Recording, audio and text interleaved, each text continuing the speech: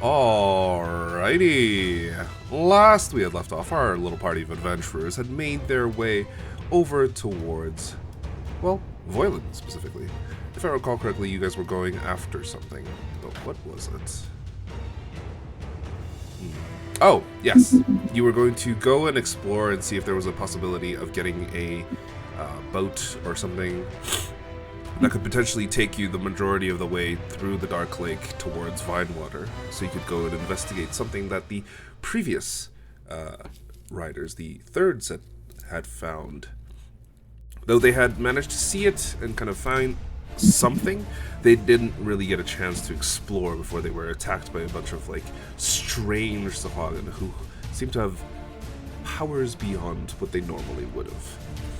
And so the party set out, did their best to avoid the Thunder Beast, of which they had previously seen and kind of encountered up in the air, and kind of made their way north to try and find a boat or some sort of vessel that could potentially take them down towards Vinewater.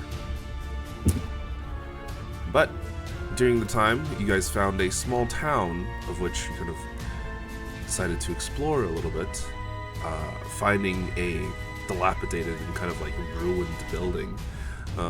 You walked around a bit and found that there was a basement. I believe 2 people descended into said basement. One Elena and one Moray. Oh, actually, no, I think more of you are in the basement. Who else is in the basement? I feel like I'm in the basement. Oh, just probably in the basement. I don't know if Noah was. So you know what? I will say Noah was in the basement. Fuck it. And that's where we're going to start off the session. And for all of the rest of you, Gray has been with you the entire time. He's just been really quiet. Like, super quiet. Give me 1 second. Okay. Alright. Everybody good to go? Ready to start? Beginning? Mm-hmm. Yes. Bippity boppity boop. Let's get this party started. Let's put you guys on the battle map first and foremost. As this terrifying scream echoes out from the basement, Gray and Leonare, the 2 of you, given that you are still on the upper floors, you realize, oh shit, something's going wrong. Before Hoj and Noah, whatever creature kind of screamed towards you, you managed to resist this strange effect. But unfortunately, this doesn't mean that your companions managed to, as you watch as Moray and Elena both fucking disappear because I'm stupid and pressed the wrong button. Watch both Moray and Elena collapse with blood kind of leaking out of their ears and not necessarily in a very good state. I'd like all of you to roll me initiative if you could. Okay. If you remember how to do it, it's on the top right, under combat encounters. You can roll for initiative. I will roll for Noah, and I will roll for Moray.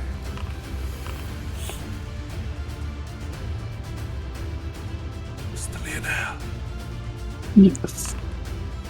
Okay, so first things first, I'm going to inform you guys, one, on how to kind of navigate this, because Gray and Leonare, you 2 are on a different level. But because you're on a different level, you see that trapdoor over there. If you move over that trapdoor, it will teleport you to the basement map. So you should be fine. Oh, it's a portal. Yes. And as for those of you in the basement, if you walk up to the stairs, it will teleport you upstairs. Oh, that's pretty neat. Every movement will take 10 feet of movement for getting up and down the stairs, just on a side note. Except for, going up the stairs will require 10 feet of movement, but coming down the stairs only requires 5, because you can just drop down and not taking damage. Yeah, makes sense? Yeah. But, Yeah. first of all, it's the Banshee that gets to go first. As it kind of sits there and stares, it will use its horrifying visage. I need everybody within the basement to give me a wisdom saving throw. Even the downed people. Except for the downed people. Their eyes are Very, very closed. Wisdom. Ooh. Poach, you become frightened. I will have to roll for Noah, because, give me 1 second. I'm scared. Wait, can I be scared when I'm unconscious? No. You're fine. Okay, so this is. You don't need to worry. But that is its action, and it will use its movement to move through the walls. And you can see it sink beneath the actual floor itself. Oh man. However, because it ends the turn underground, it takes a certain amount of damage. Oh, I was gonna roll it there. Oh, it takes 1 point of bludgeoning damage. That's the end of his turn. Moray is unconscious. I'm gonna have to roll his death saves. This is gonna be nice. That's the end of his turn. Leonaire. The only reason I'm rolling his death saves in public is because he's not here. Otherwise, I would have rolled that privately. But yeah, it's your turn. So head down because there's a bunch of noise. Okay. So if you drag your token up, or you like use your arrow keys to move your token, or game is paused. There you go. Oh. Wow. Boom, teleported. Okay, I see a bunch of people down for some reason. Might as well pick them up. You see a single specter that is kind of like floating halfway out of the ground on here. But other than that, you don't see anything else. Okay. Time to use my spells. Okay, let's get healing. Okay, let me check. Been a while, forgot what I had.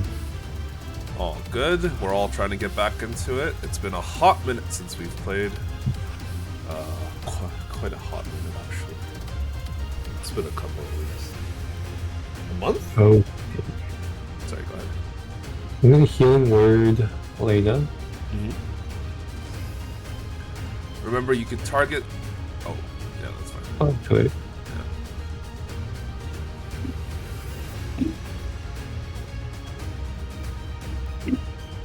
Oof.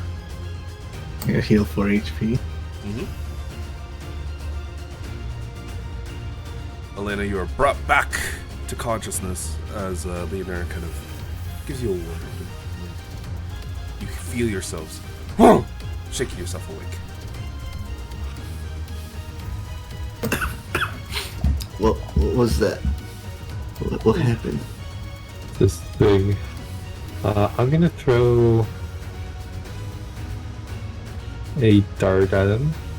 Okay. This ghost vector. Yes, go for it. See if I have this down. 10. As you throw this dart, it seems to kind of phase through portions of its body and just does not make any sort of impact. Oh shit. What was that?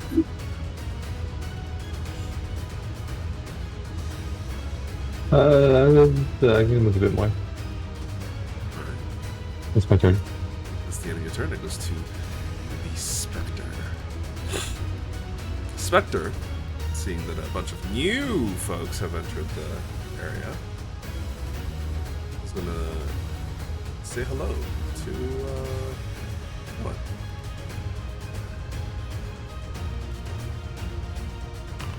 There's an 18 on his 18 AC. Oh, that actually hits. Oh my god, that's a lot of damage. Jesus. The rest of you watch it as it just grabs onto Noah's shoulders and like essentially shakes him. And then in that brief moment, Noah's like, "Oh!" As you watch like black veins kind of shoot up his slightly exposed neck, and his face almost gets like pulled back as moisture is drained from his entire body. Before this creature is going to duck underneath the ground as well. And as he does, Noah is going to get an attack of opportunity and is going to use the Flame Iron Morningstar.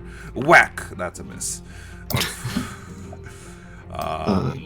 That is the end of his turn. Elena. Shouldn't you do the Constitution saving throw for him?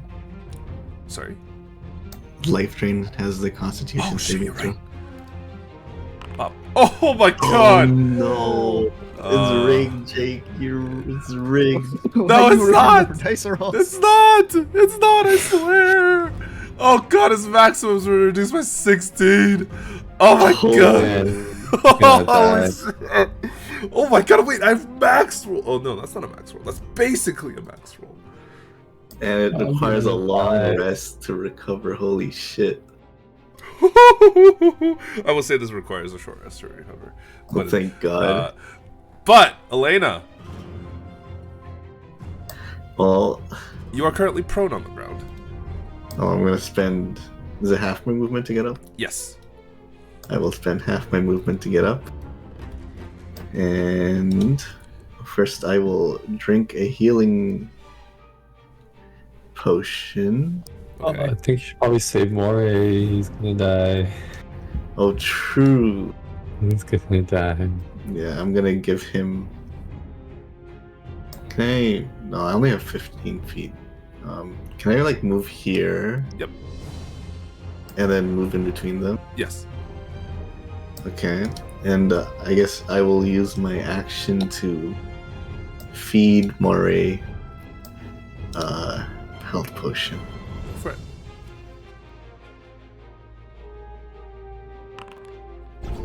Okay. Moray gets healed 9 as you kind of feed this to him. He goes, oh, what the? What? Welcome back to the world of the living, buddy. Oh. He's not having a good time. Okay. I still have a bonus action left. You do. So I will use Second Wind. Ooh, okay. Alright, you heal yourself for 5 as you take a deep breath and kind of relieve yourself of some of your injuries. That is is that the end of your turn? Yep. It goes to Noah. God, I don't know his spell book. Fuck. Cleric. He is going to... Yeah, but it's like... Oh god, spells. He's going to use his action to cast Cure Wounds on Elena. Using 1 spell slot. For 5 points of healing. That is woefully disappointing. I'm gonna die in here. And that is the end of his turn. Ouch. He's gonna... Oh, actually, sorry. He's gonna move back here as well. And also he's gonna make another save against the Frightened. That's good. The Frightened is no longer affected. So it's currently not in our line of sight, right? Oh, yeah, it isn't. So we can go anywhere. So yeah, you're good. You can go anywhere.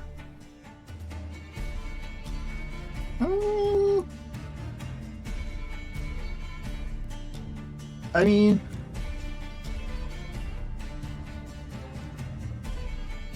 I guess I'll just...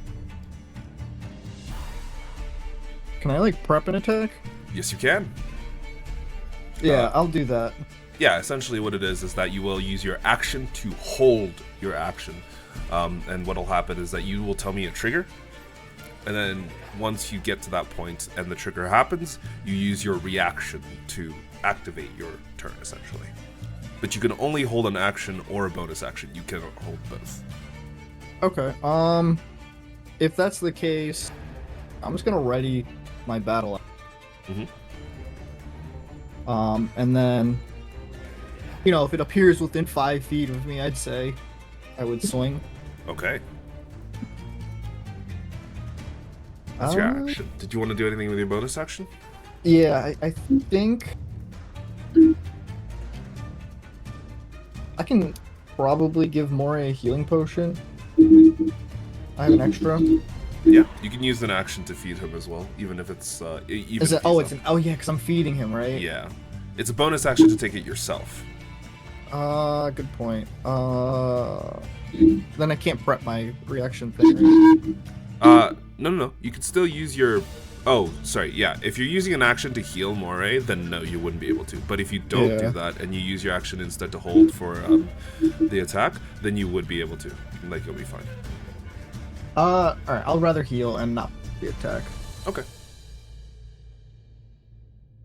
You basically walk up to Moray, you uncork the bottle and just like shove it down his throat, even though he's awake already. He's like, oh, Do I roll or does he roll? no, you roll. You roll for how much he heals.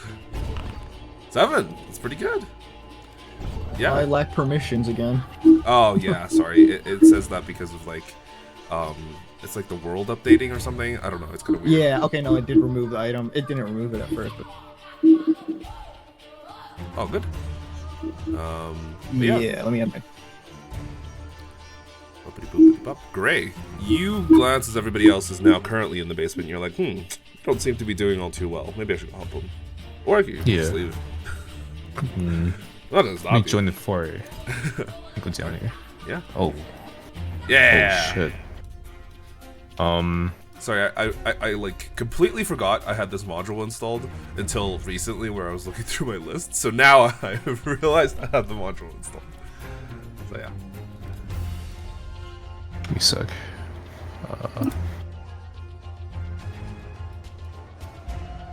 And we can't see the Spectre. As of currently, there is nothing within this basement. You aren't exactly sure what happened, but Noah, Elena, Moray, they're all like pretty horrendously hurt. And you can see that Noah is like got black veins and almost like a dehydrated look to his entire face. Damn, what happened? I'm gonna cast Bardic Inspiration on Mori then. Okay. And I'm gonna step here. That's gonna be my turn. Alright, that sounds good. We go to the Banshee, who is going to come back up here. And Hoj, your action gets triggered, or your reaction gets Oh triggered. wait, did I? Or no, no, wait, no, I no, don't. you didn't. You didn't heal it. Never mind, you healed Also, I Moray. didn't roll for unfrightened. Oh, yes. At the end of your turn, you can roll me a wisdom saving throw. You are good. You are no longer frightened. Remove that from you. However, the Banshee is going to come up between Elena, Noah, and Hoj, and is actually going to try and touch Hoj. This is for you. Let's see. That's 13. I think that misses. It's a miss. Yeah, as it tries and swings and grabs at you, you manage to just take a step back, and it misses completely. Not yeah. afraid of you anymore. Very fair. As it does that, it's actually going to sink back into the ground again. However, Noah, Hoj, and Elena all get an attack of opportunity if they so wish. Yes, sir.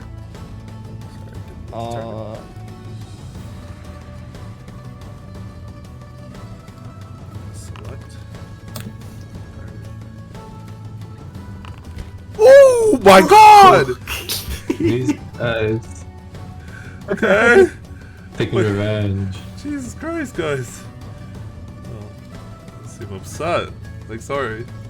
Yeah, Elena, as you swing down, you manage to catch it pretty heavily. However, for some reason, it doesn't seem to take as much damage as you had expected.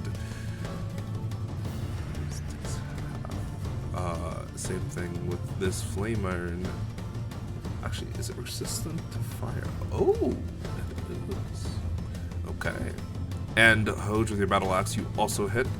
Is that damage modifier? Is that correct? Yeah, right? Like.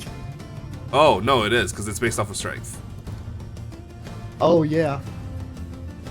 The battle axe doesn't have the finesse option, so it's Yeah. only No. I was thinking about doing reckless swing, but I didn't. Yeah. Okay. That is the end of its turn. It goes to Moray. He is going to move up to here and like sit beside Leonaire and prep his flame iron rapier just in case one of these creatures erupts within 5 feet of him. That is the end of his turn. Leonaire. I guess I'm gonna cast Ensnaring Strike.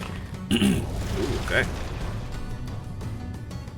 And I'm gonna prep a hand axe to Okay. throw if I see anyone pop up. Sounds good. And you cast it in Staring Strike on your hand axe, right? No, it's on Or is it myself. just on yourself? Oh, the next time you hit a creature with a weapon attack before the spell ends. Oh, okay. Very cool. That's the end of your turn. It goes to the Spectre, who is going to pop up here. And Leonare, you have a handed axe attack, and Moray has a held attack. Okay. Moray is going to stab it. 15? 15 hits. 17 also hits. Moray for... He gets a sneak attack because Leonare is beside him, but that is still only half damage, so there's piercing... Oh, that's not... Oh, I'm not supposed to heal him. Or, sorry, deal damage to him. Oh, it's supposed to be this one. Boom. Half damage, and half damage. And your hand axe is also not magical, correct? No. Okay. Which also deals half damage. As both of you just swing into it, you can see a portion of its body kind of like disintegrate from the forces, almost like a swing into, you know, some wind that disperses the area around it. But it's not as impactful as you expected. However, that is the end of its turn, and it... Oh, wait, no, it just popped up. It's gonna attack you. Wait, I still roll a strength save. Otherwise, I'll be restrained. Oh, yes. Oh my god. Wait, Oh, did shit. that actually beat it? Shit. Bro, he has That's one right. strength.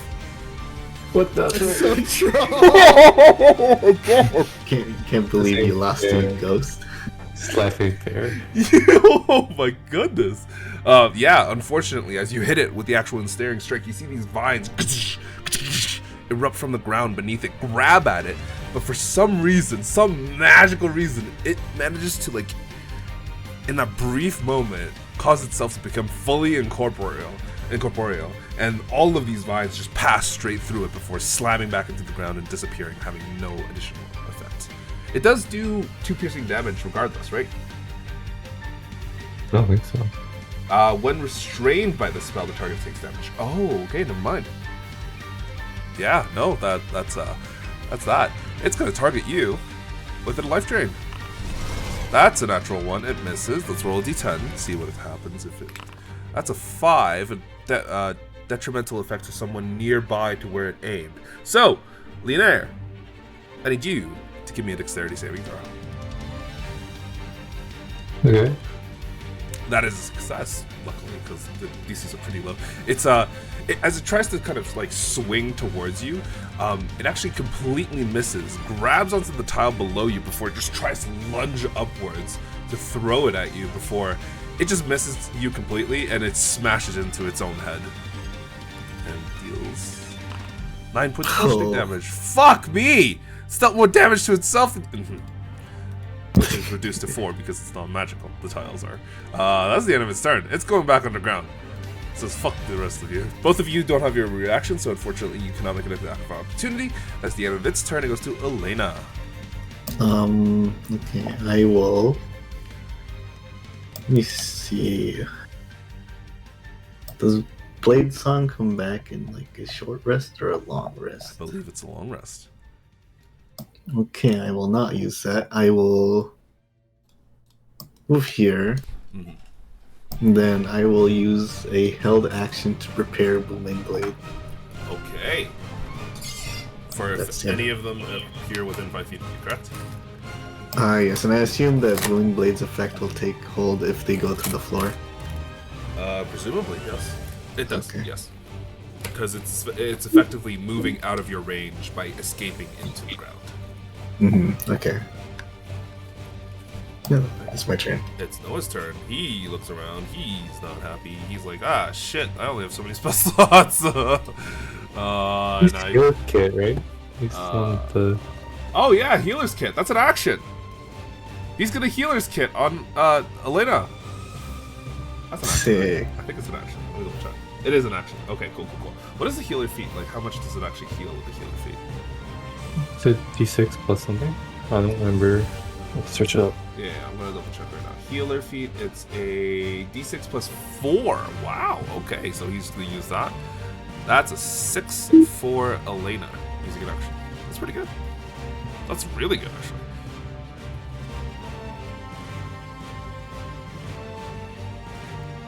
Oh, Jesus. Sorry, the game just like decided that it had a bunch of updates to do.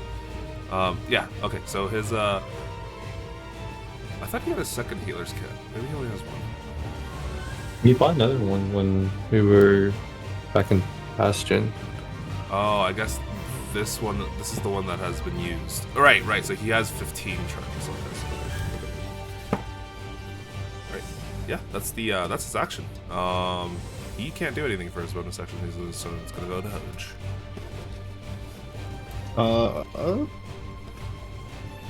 Well, no. Take a step forward. I'm using ruler tool. What the hell? I hit the arrow key and I moved left or right. I meant to go here. I'm gonna walk right there. And I'm gonna ready my action, except this time I'm gonna ready it with the flame iron rapier. Ooh, okay.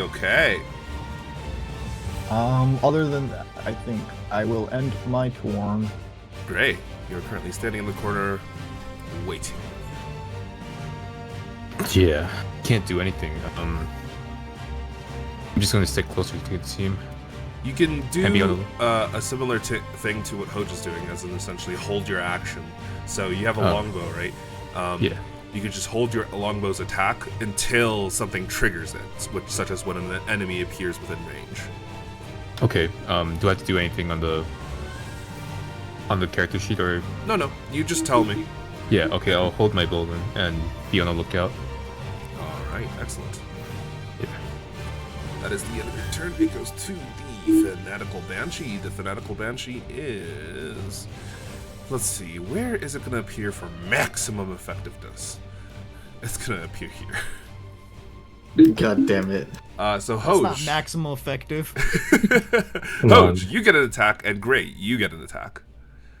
Okay. Oh, that's a hot one. 7 points of piercing for... It's Those reduced. flame iron. And the damage is 1 for the fire.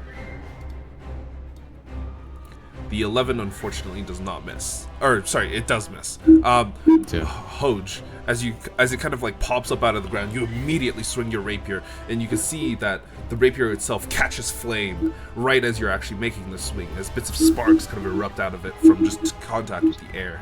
As it strikes the banshee itself, the fire doesn't seem to do as much damage, and unfortunately the piercing of the actual rapier also doesn't seem to do quite as much damage as you expected. But you can definitely hear the banshee scream as it comes forth. As it does, it will make an attack against you, Hodge. 18. That hits.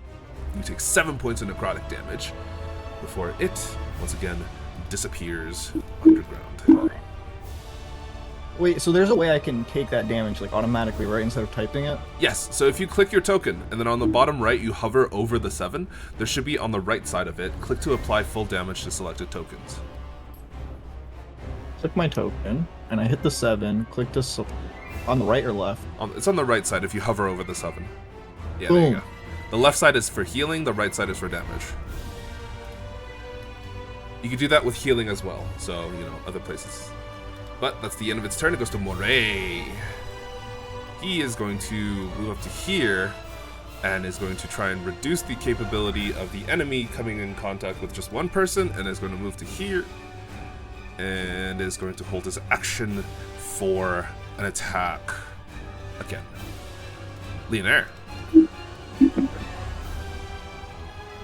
Okay. Yeah, I guess it's whack-a-mole time. I just gotta wait. I'll put Alright. my hand next. Alright. Your hand axe is prepped and ready to go. I don't believe you're concentrating on, No, it's gone. yeah, I okay. already used it. Alright, that is the end of its turn. Is that the end of your turn? Yep, that's the end of my turn. Okay, it goes to the Spectre, who is going to... Honestly, it's not as intelligent, but it will pop up here. So, Leonaire, you get an attack of opportunity, and Moray gets an attack of opportunity. Or, sorry, not an attack of opportunity. A held action. That's the... Oh, come on. That's a nat one. Where's my attack?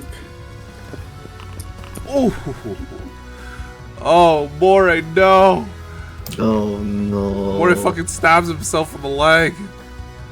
He doesn't take the sneak attack damage, but he does take the piercing and fired. Wait, that's a lot of damage! You Can't can't sneak down. attack yourself? No, you can't sneak attack yourself. You can take away. I'll be nice and say he takes only half of the piercing. Oh god, 7. Oh, that's still a lot of damage. That's the enemies. The Spectre just came up. But it was intending to attack Gray. Damn. So, great. As you kind of like stand there, getting ready with your companions, with your longbow, having just launched an arrow, this creature kind of like comes up, this man with old, decaying clothes, reaches up out of the ground to grab your leg. That's a 20. Ooh, 14 points Oh. damage. I need you to give me a Constitution saving throw.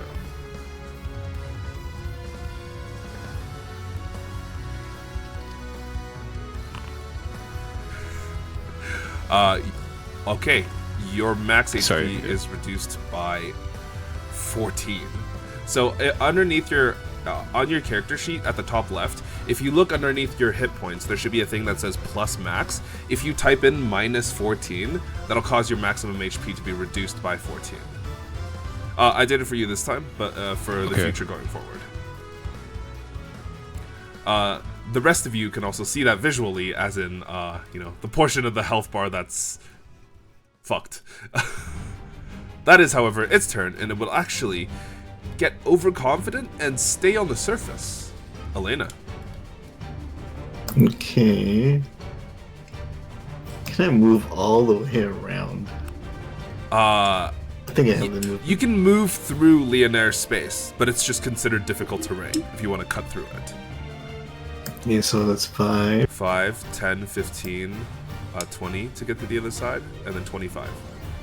I have advantage. Yes, you do. I'm gonna booming blade the motherfucker. Oh shit, go for it.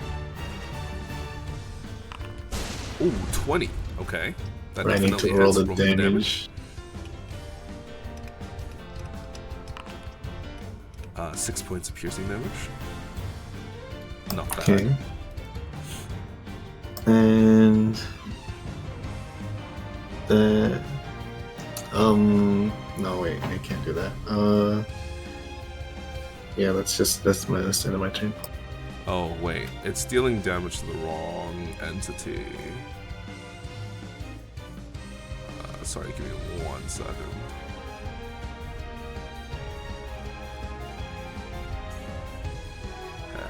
Oh, what? Huh? It died. No, Damn, that's I'm not right. so that's not right, good. that's not right. I'm That's so crazy. You're good. so strong. Okay, so 6 points of piercing damage. There we go. Okay, that was so weird. Sorry, so some things wasn't correct. Yeah, Elena, that's the end of your turn. Yeah, I already ended it. It goes to Noah. Noah is going to walk over here to his companions, to his pals, and is going to swing his Flame Iron Morningstar. Essentially, because all of you have it surrounded, you all have advantage against it. Yeah, let's get her. 9! No! Noah! These rolls are rigged, man. That's his action. That's all he could do. Oh, it's your turn. Alright. Hoj is a little frustrated, so He's joining he's in. mad at. Yeah, he's. I gotta. Flame Iron Rapier. I have advantage. Yes, sir. Ooh, 17 makes Ooh. contact. Bada bing, bada boom for half damage for both. Boom and boom. Ooh, solid. Okay. Yeah, and that's my turn. I'll use my bonus action to yell What are you yelling? it. Stop hiding in the ground, brother. Come and face us. Give me an intimidation check. Okay. Ooh, okay. Well, to the rest of you, he is incredibly intimidating and honestly a little bit terrifying. The ghost in front of you seems coward. He seems to cower a little bit. Alright, but great. It's your turn. Is switching weapons a bonus action? I forgot. Nope, it's free action for the first weapon switch. If you're trying to Okay. do it again, then it's a bonus action. Alright. I'm gonna switch to my dagger then and hit the specter. Go for it. You have advantage. Shift. Holding shift gives you advantage on the roll. 24 definitely connects for 7 points, reduced to 3 because it's taking half damage. Alright, that's it. All right, that's the end of your turn. It goes to the Banshee, who is going to pop up and say hello here.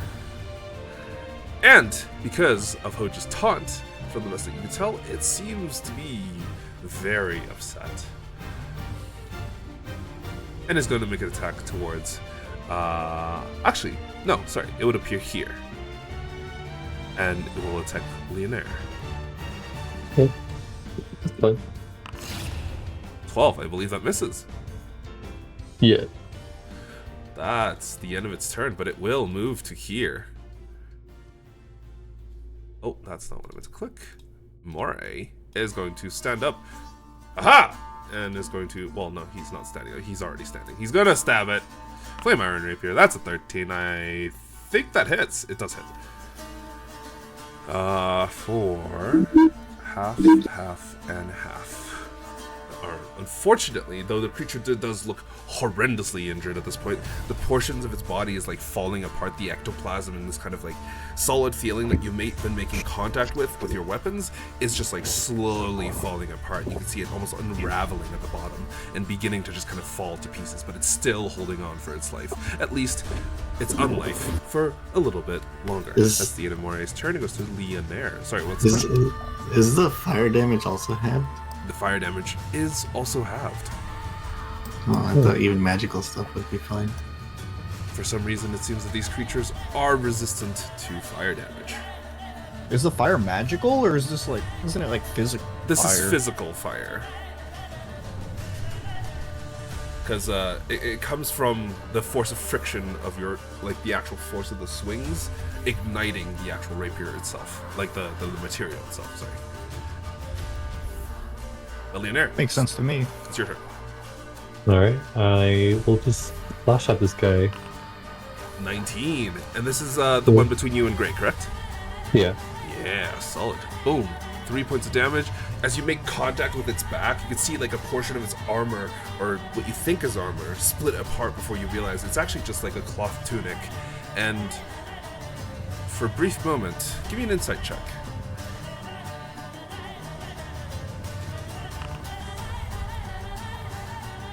Almost see within its eyes as it slowly turns towards you this like insane kind of look, this glare before it softens and you feel that it might be glad that it's dying. We're gonna punch it to rest. But it's the end of your turn. This goes to him. Given that you've just inflicted its wound on you, it's going to attack you. Reach for the life drain. 18, I believe that hits. I need you to give me a Constitution saving throw. That is an 11. That is unfortunately a failure, as you take 11 points of damage and you take an 11-point reduction to your maximum health. I thought the DC was 10. The DC is 13. 13, okay. Oh, sorry, I didn't change the text. It should be 13. Well, it says question marks for me. Oh. Oh, in the actual description. In the actual description, it should be, yeah.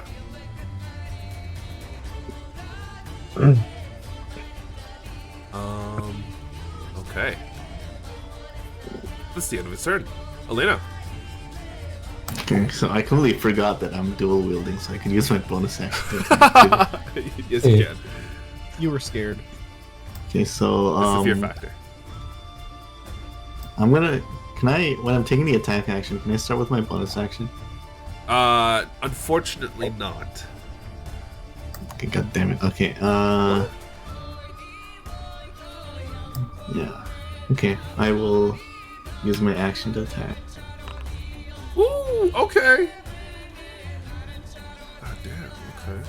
Yeah, no, even with your action, as you swing with the short sword, with Moray kind of distracting it from that moment, and Leonaire having just been attacked, you slash it, and it just dissipates into pieces, exploding onto ectoplasm on the ground, before a small pile is kind of found there.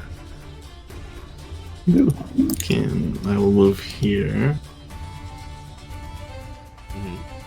and here, and use my bonus action to take another swing. Go for it. 18. Do you still have the damage modifier on there? Or like the strength modifier? Like, do you actually have the dual wielding feat? Yeah. Oh, okay. And you do get the damage modifier. Very nice. Let's see.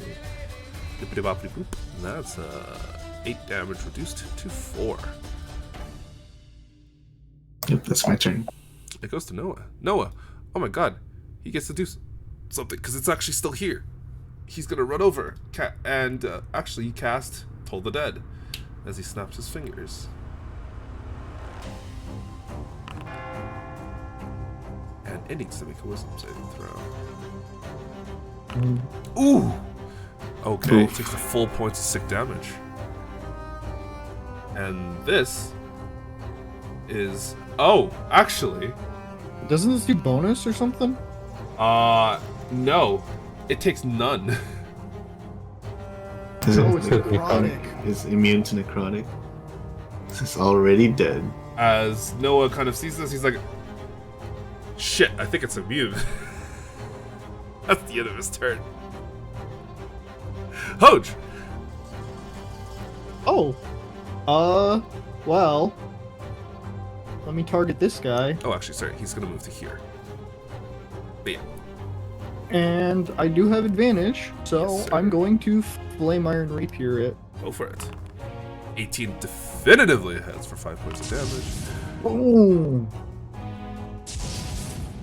Nicely done. As you kind of stab into it, you can see this banshee begins to scream again, but this time the scream isn't a scream of agony, one that pierces your ears and causes your companions to go down. No, instead this one is just pain, as it is hurt bad by this.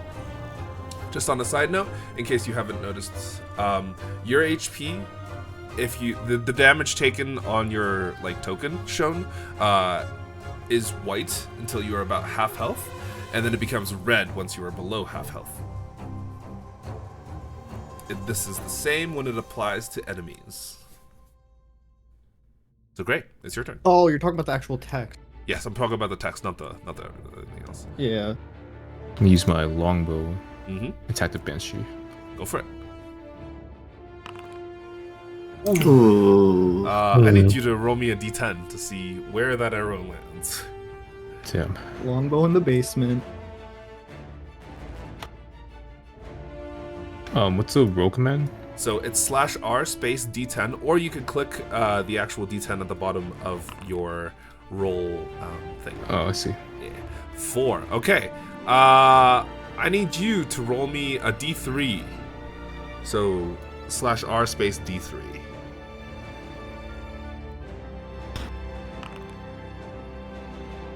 Elena, an arrow pierces you in the shoulder.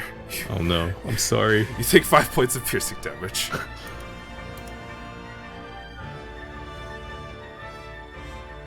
Ow. Fuck. Where'd that come from? The Banshee, who has just thrown an arrow at you, is going to attack you.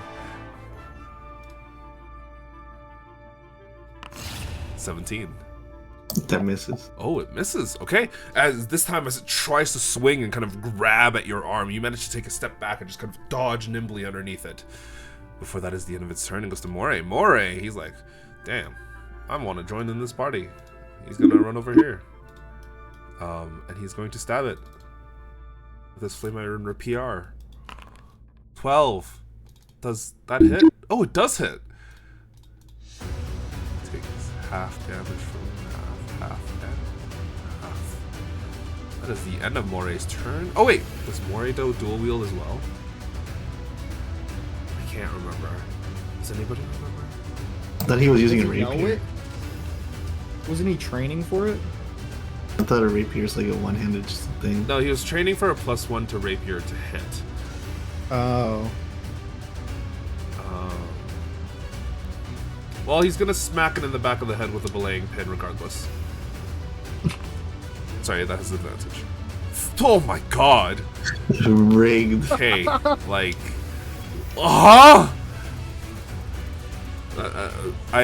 I can't. I have to send this as a screenshot.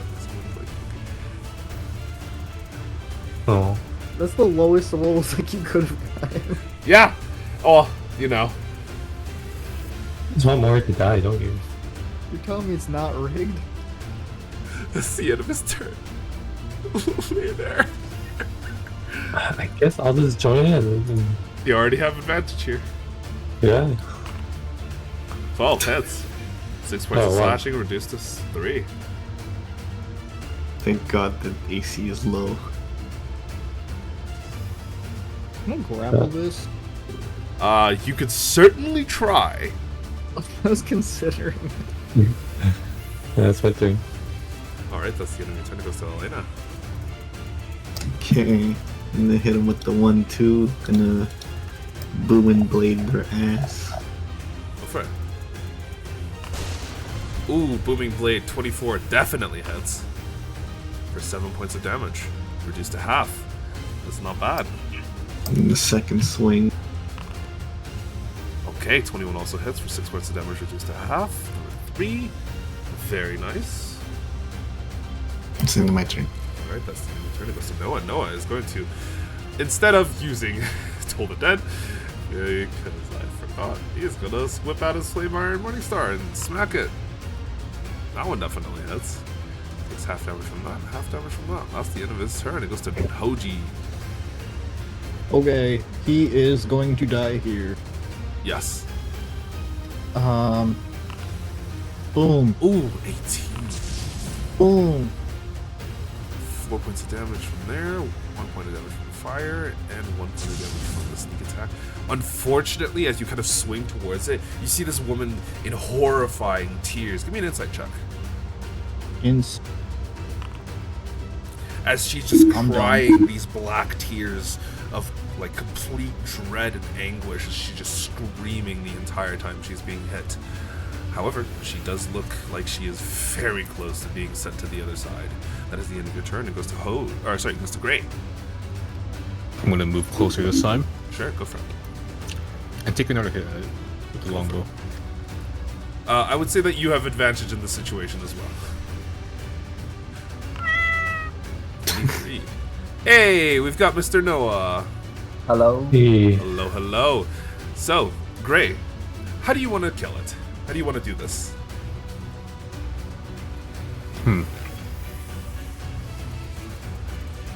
I'm just gonna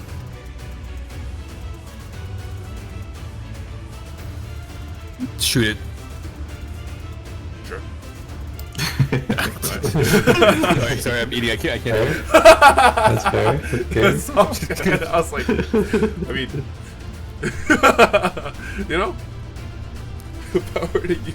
But yeah, the rest of you watch Gray just unleash this arrow. As this arrow kind of hits it straight in the center of its forehead, the ectoplasm, the actual solid force of its entire body, slows the arrow down as it pierces its head before it just looks up, and this wailing scream echoes out across the entire basement before the entire body fades and is destroyed before being left as a small pile of goop. Ooh. A deep breath is taken as whatever creatures that had previously been residing in the basement seems to have been dealt with. Wasn't that Oh. scary? Oh. I wasn't expecting it to be. Yeah, This- we can't let our guard down, eh? Yeah, for sure. Lesson learned. Never going down first ever again. Well, since we eliminated the threat, we should probably try to figure out what this place is all about. Just as a quick recap, essentially what had happened is that, for you, Noah, as you're just starting, is that they had jumped into the basement, realized there was some sort of fight. Two people had started downed. It was Elena and Moray. You had come down, helped, and had been attacked by these creatures. Unfortunately, it seems that some What basement is this? this is the basement of the like the ruined house that you guys had all been. The bigger house in the okay. Yeah. Okay, gotcha. Unfortunately, it sees that whatever had happened has caused some of your HP to be reduced from your original max. So currently, if you look underneath your HP on your character sheet, there should be a -16. That means that your max HP has been reduced by -16. What the? Yeah, I think no what Fuck the you up. biggest Wow. My HP just cannot stay up ever. In game, you don't know how long it'll I don't last. know. Out of game, it's. Okay, but it how do I takes a short feel? rest. You feel awful. You feel like you just See? had your life drained away from you. Wait. Vampire? Oh. Banshee. Banshee. Oh. Ah, that'll do it.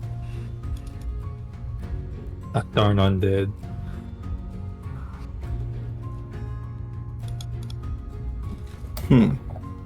Oh, well, if only we had a cleric who could turn them away. You'd rather toll the dead then. Is that what I did? Yes. That is what you did. I forgot that clerics have turn undead. Oh my god. So you guys trolling. I told you. I There's a reason I don't play, man. Pirate players. I don't know a lot of abilities of like player characters. That's not my responsibility, you know. My responsibility revolves around the monsters. Okay. If anything, he did the right thing. He made the monsters even harder by. Yeah. Did these banshees drop anything when they died? The Spectre and the Banshees both left behind a small pile of like goop and tattered and basically destroyed clothing. You can try and look through the small pile if you want to. Yeah, I wanted to Plasma's see. useful. Is it? Could be. I don't know. Can I'm not touching that. You can give me a nature check just to see if ectoplasm could be potentially useful. From the best that you could tell, I mean, you've heard ectoplasm is used in certain things. You just have no idea what those certain things are, and you don't know if it was a rumor or if it was something you made up in your mind. it doesn't hurt to bring it back to. No, but is it magical in nature? You're not sure. Oh. What happens to ectoplasm when it crosses the border? Oh, true. Does it turn into plasm? It's normal plasm. Can I search through the goop to see if there's like any, maybe like any objects that were like related to these things? Yeah, give me an investigation check.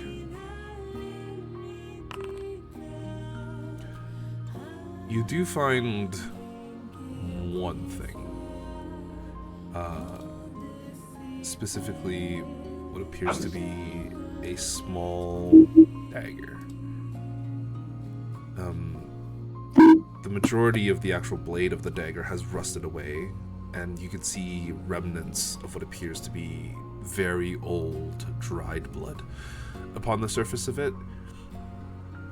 And from the positioning, kind of how it was, you can see that it was actually stabbed into the tunic the woman was wearing.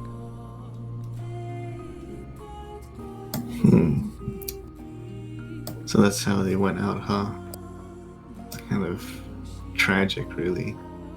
Is that why they became, Well, I'm sure like the effects of the calamity probably amplified it, but yes, they were probably just a simple, vengeful ghost of the past turned something greater. May they rest in peace now. Can I just offer a quick prayer?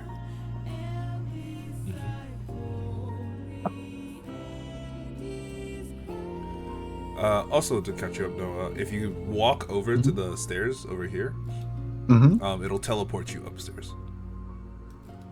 Or it'll move you on the map to where you're supposed to be upstairs. It'll portal tech. Yeah. like actual magic. Yeah. Okay. Well, not in-game magic, but like, on the tabletop. Oh. Yeah. Yeah, Oh. magic. Auto Can I try magic. that right now? Yeah, go Can for I try that? What the? Open world. Wait, what? Yeah, open world. What the? You gotta link up all the maps to all the different sides of it so we can just keep going. What the? Okay. Technically, I could, That's quite cool. but that would be a lot No, of that- fucking work. That's actually that's a cool idea for a campaign though. It'd be so much work. You have to like pay people to do that. Yeah. It's a lot of work. You guys want to pay for the game? I'll do it. Oh my So battle that's pass what- money, dude. That's what my Twitch sub is for, dude. Yeah. True. True. But yeah, what would all of you like to do now? The basement previously had this very chilling and kind of almost too cold air to it.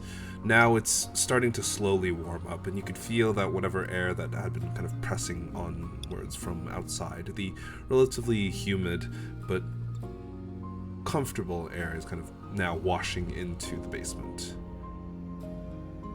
Can I investigate the basement just to see, like, just get like paint like the history of this house and I guess the area?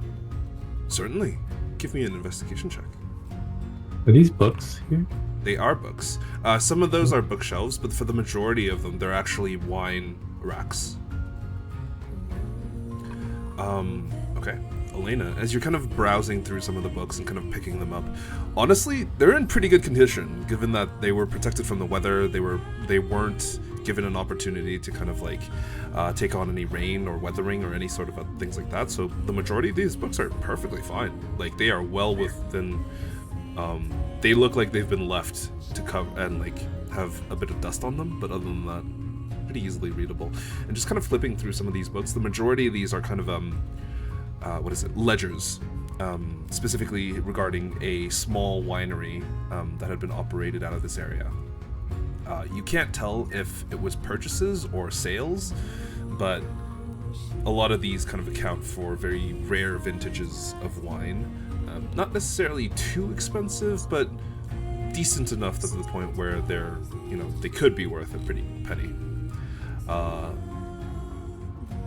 And you kind of look through and you see that the owners of this house was one Mrs. Marks and Mr. Marks. They had both been kind of, there's various small journals and things kind of telling you about various different things. At one point, you do see that there is a book which appears to be specifically related to like childbirth and taking care of kids, things like that. But other than that, there's nothing that details exactly the history of this area or this town or these people. It seems that the majority of the history itself is forgotten, but you've gotten a glimpse at it. Looking over at the actual wine on the shelves, you do see like 60 some bottles that are relatively intact and maybe 10 that are broken or shattered, and kind of have their liquid soaked into either the wood or the ground, but have long dried. Yeah, it's quite a few bottles if you wanted to pick up a few. Money. These might be worth a pretty penny back in Bastion. How old are they? What year vintage are they? Kind of looking at them, they're quite old, given that they are from the previous age, the majority of them. They kind of list various different numbers and kind of things that say that, this one's probably 100 plus years old, this one's 200 plus, this one's 240, plus the other additional 20 years that have occurred over the last 20, probably at least 260. Can I tell which ones aren't spoiled? Making sure. Yeah, with the 19 that... Oh, actually, no, sorry, that was Elena. Give me an investigation check. I'd probably be also looking at that. Yeah. Okay, yeah, even better. The two of you can easily maintain that 7 of the bottles are perfectly intact, perfectly sealed, and are more than, like, safe to consume. Everything else is a little sketchy because there's either the cork isn't quite on correctly, the glass bottle itself has cracks within them, or just not quite perfect conditions that they've been stored in, especially given, the ghosts that have been living nearby. These 7 bottles would probably cut you like at least 700 gold. And if you find like a vintage wine buyer, you could potentially get more. Okay. We know the Well, wine that's- business is booming. Yeah, so you know that if this had been a normal period, that these 7 bottles probably would have only been worth like 200, 250 gold. But because Bastion only has the ability to brew beer, wine and other alcohols are well worth how much they are. Can I find any like wine brewing manuals just to bring back? I'll say with So your they- 21, yes, you do find 2 manuals that specify like the majority of the process of brewing wine. Yeah, I'll give those away. Someone wants to make wine if we ever get grapes or whatever. Make wine out of. But isn't it difficult to grow stuff in Bastion? Isn't the opposite? No, it's relatively easy to grow stuff in Bastion. They just don't have the seeds. They don't have the manpower, Oh. and the majority of it is that the climate, because it's not assisted by magic, it's not controlled. So it is, in essence, traditional farming. However, Bastion however the world of Param and a lot of the residents were very, very used to the concept of having magic available to them to help them grow crops and things like that. So it's been a very tough learning process. Okay, if we bring this back and we learn how to make wine, we can make a fortune. True, we can start a wine like Monopoly and Bastion and just become like the wine house. Wait So true. a second. We Yeah. can fund our ship that way. Ship off this godforsaken continent. Oh, should we smash a bottle of wine on our ship before we sail off? Only the finest.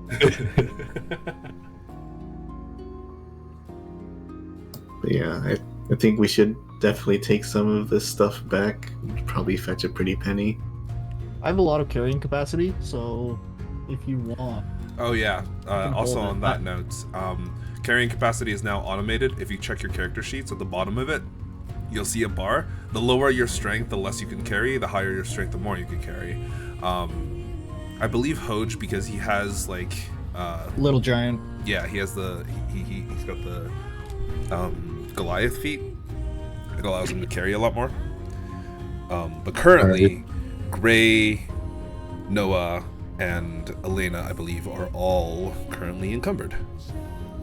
Would you like to hold this rope and some food as well? Probably can, yeah.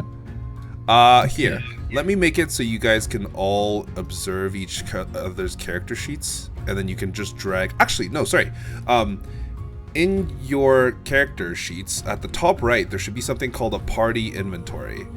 If you drag stuff into the party inventory, it should delete it automatically from your inventory and then move it in there. We got Silver Dragon body parts and Ring of Fire elementals. Oh, that's not the pretty right sick. game. That's not the No, right no, game. those are Don't worry some about good that. items, Nope. Sounds about right. That's sorry. I was importing settings from another game.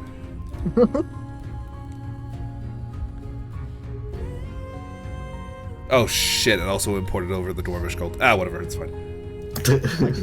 I can take this item basically. Yeah, and then you can drag it onto your character sheets from the actual party inventory. Oh, that's sick. Yes. So Very it's rich. it's a way of distributing items from each other, from one another, giving it to one another, and doing stuff like that. It's very cool. It's very nice. It also automates a lot of. What the hell did you just do, Elena? Why is your carrying capacity just? Oh my god. No, I was duplicating something so I can move it to the. Oh, okay.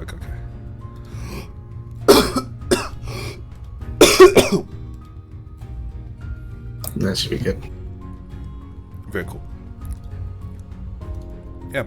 And then once you guys are changing around your weights a little bit, you guys get to do stuff. Yeah, Noah, you're also a little bit overweight. Yeah, seems so. I don't know what you can get rid of other than, oh, maybe rations? Rope? You need to free up like 50 pounds of stuff. Jeez. Oh, the two-person Yeah. tent is quite heavy. I mean, our guy could carry it, you know.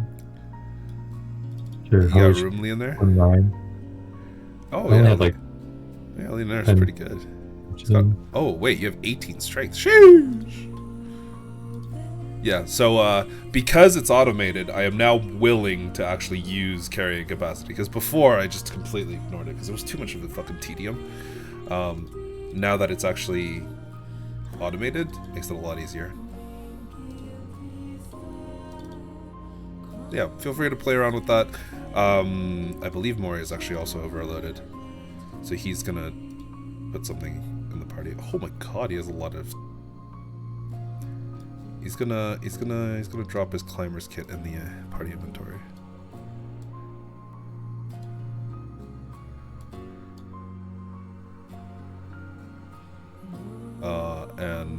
Yeah, whoever wants that can take it.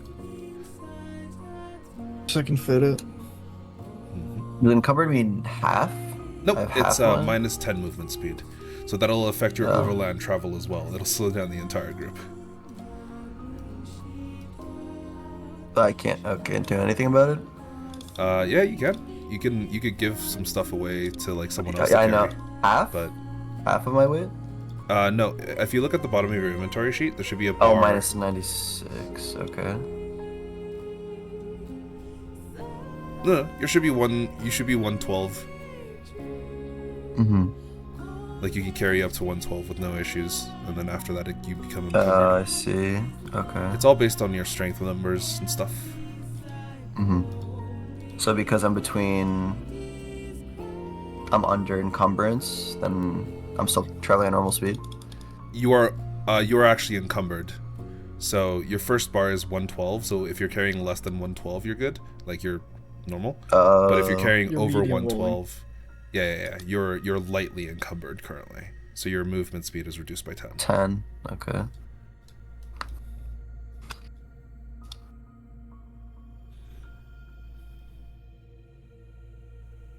All right, but you guys could do a bit of exploring. There's more to this map than just the main floor. There's more to this map than just the basement. So if you'd like to walk around, feel free. Okay. We got everything in the basement, right? Or we looked at everything? Yeah, from the best that you could tell, you've found everything that was in the basement. We can go back upstairs. Let's go. Portal time. Wasn't this a burned house or something? It was a 2-story house, but the majority of like one side of the building is like kind of collapsed inwards. But it's still like you could still walk around a little bit. Yeah, Leonard, as you walk up to the door and as you kind of grab the handle and turn it, it seems to be locked. And as you glance down, there is a small lock on the actual door itself. More. Oh, Break it.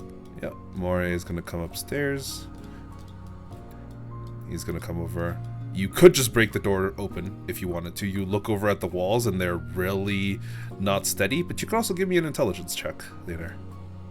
I mean, it's a load-bearing door. Who knows? Intelligence. So you said intelligence? Yeah, intelligence check. The door itself is not a load-bearing door. However, the walls around it seem to be lightly load-bearing. Like, there's a chance that the upstairs might collapse in if you break the walls down. However, if you break the door down, you're probably fine. Okay, more. However, Moray will try and use his thieves' tools and pop this open. That's a 14. Okay. And he does unlock it as he takes a little bit click before it just opens. And the door opens in front of you. As you glance inwards towards that actual room itself, Leonard, you glance into what appears to be like a ruined kitchen. There's grain and kind of like various bits of mildew scattered everywhere. There's what appears to be a furnace that at one point was probably used to help cook. But as this current moment is just covered in like small cobwebs as a few rats kind of scurry around on the ground beside you, going for their holes and disappearing into them. However, aside from that, it doesn't look like there's too much of interest. However, Gray, Noah, the two of you spot that there does seem to be what appears to be a ladder that goes upstairs. Specifically, right here. Oh, let's go to it. Boom. As the two of you slowly kind of climb up this creaking ladder set, you find yourselves in what appears to be an upper floor. Glancing around directly in front of you is a big kind of like poster king-size bed. However, the majority of the sheets, the actual pillows, and the kind of bedding is all rotting away. And there's this like distinctive smell of just like ferment. It's not a great smell. On the other side over here, you see what appears to be a small weapons rack, of which you see a few swords. Most of them appear to be for training, that are just kind of lined up. Over here is a desk, and then a few broken pieces of furniture kind of near it. You also see a few small, like, stained windows that are just really hard to look out of. But also there seems to be another room around this corner here. Or the entrance to another room. When you say the smell of ferment, does that mean the smell of death or the smell of actual, like, alcohol? It's just rot. Okay.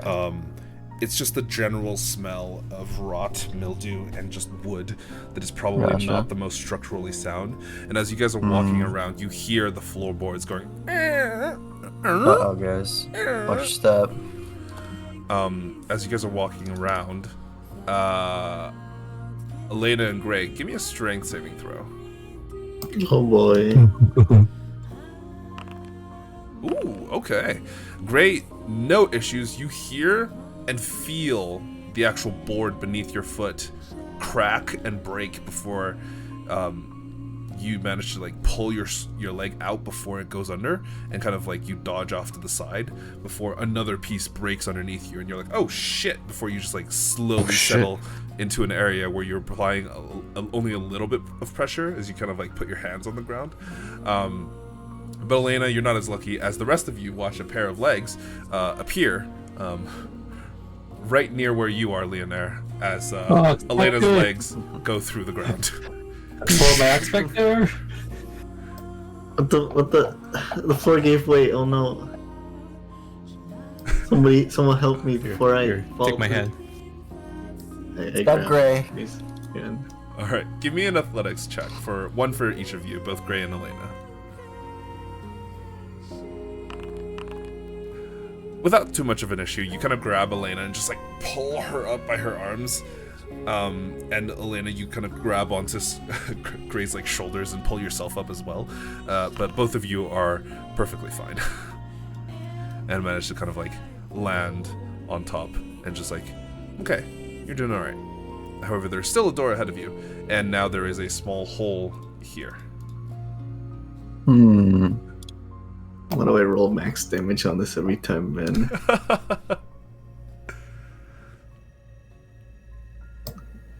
Okay, so let's check out the door. Okay. You kind of skirt around the hole relatively easily, but as you try the door, it appears to be locked as well. Moray, we need you up here. Oh, hello. He's gonna walk over and he's gonna try and pick the door. Let me open up his character sheet. He's just your lock-picking bot. Oh no. As he tries, you hear a distinctive click before he's like, oh, I got it. Oh, no, as I need Gray and Moray to both give me actually, Elena as well, to give me a strength saving throw. Oh no. Oh no. Oh no, that's not good. Noah, you glance over. Oh, that's good. Again? You glance over and you see Elena and Gray both get shunted backwards as the two of you are blown. Actually, here, let me move you guys to the right floor where you are. As both of you get blown out here. Through the window. Where is down here? Holy God. As Noah, you watch as Where? both of them get shot Oh, the north backwards side. through the wall and then straight outside before they land on the ground outside. Both of you take the damage from the initial hit. Wait. Am I dead? I really hope not. I have 9 HP, brother. Oh, you might be dead. Wait, I got a desync for my model, oh, never mind, I'm right here. I'm No, good. you should be good. I'm good. It's 2d8. Both of you take 10 points of bludgeoning damage as Hoj, you kind of run outside to check what's going on as you see Elena and Gray both flying out the side of the house. What the hell happened? Well, I was unconscious. You see Elena crash into the ground, land on her side, and she is now bleeding out of her head. And Gray But do something about that. not looking very well, because he also crashes onto the ground and lands in a bad way.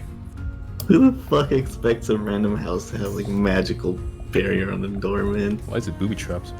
We need some assistance. Yeah. Moray goes to the We will.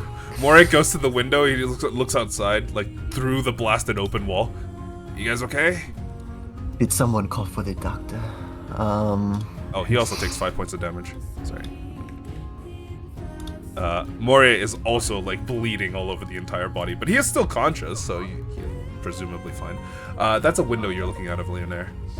Out the window. Yeah, it's a window. I mean, you can smash through thought it it if was you a really door. want to. Also, That's also a window, yeah. Those are both windows. So essentially what happens is that the windows, they don't allow line of sight until you get closer to them. So as you get closer to them, they reveal the outside. It's very cool. There's a lot of new tech that I'm kind of working around with. So I'm trying to do some very stuff. cool. Yeah. Alright, well, for Elena, I'm gonna hit Elena with a Cure Light Wounds. Sure. We're not playing Pathfinder. Cure light wounds, huh? Is that Pathfinder? Yeah. It's like AD&D too. It's also AD&D. I think AD&D was... Pathfinder was heavily inspired by 2nd edition D&D. So a lot of this... Or was it 3.5? I don't remember. But a lot of the stuff is very similar. But yeah, if you wanna roll for that. Alright, this is the second time I went down today. Yes. So, what's the effect for that? Oh, yes. If you go under Journal, under World Info, under World, there should be a thing under Rules called Getting Downed. For your first one, you are good, and gaining 1 level each time you drop to 0 and are not stable. On your first down, on your second down, you gain 1 level awareness, so you gain a level of exhaustion. Okay. Hey, did I cast a spell earlier? You did. You Yeah. cast Cure Wounds, specifically on Elena, I think. Okay. That's what I did. You I casted- also you casted used... Toll Dead. Yes, you also cast All Toll dead. Yeah. I think I also used 1 charge of your healer's kit on Elena. I see. So you actually can't use one on her right now. I can't use one on Elena. Okay, I could do Cure Wounds. However, why is it telling me I can only consume 2 spell slots for Cure Wounds right now? Why is it doing that? It's kind of weird. It shouldn't. It should only consume one. There's like a spell slot. drop down. Yeah, there's a drop down, and it just says only 2 slots. Oh no! kinda That weird. means you have 2 slots left. Oh, okay. Thank Yeah. God. Alright, good. Alright. Let's do one of these. Okay, Elena, you receive 10 points of healing as some of the bleeding subsides on your head. As you look up and you see Leonaire standing in the downstairs window looking out, and you see Moray standing in the giant hole that looks exactly like both you and both you and Gray also looking out. What happened? I. Why am I outside? I don't really know. Not really sure what happened up there, to be honest, even though I was up there. My fucking god. You know what? I'm not going inside that house anymore. I refuse. I'm so over this. And Elena just kind of painfully gets up and just tries to walk off the pain. Yeah, she's just like limping along. Yeah. Quite right. Sorry, what did you say? You there? I just asked Elena, you're alright. Yeah, I'm as good as I can ever be. Ow. Ow.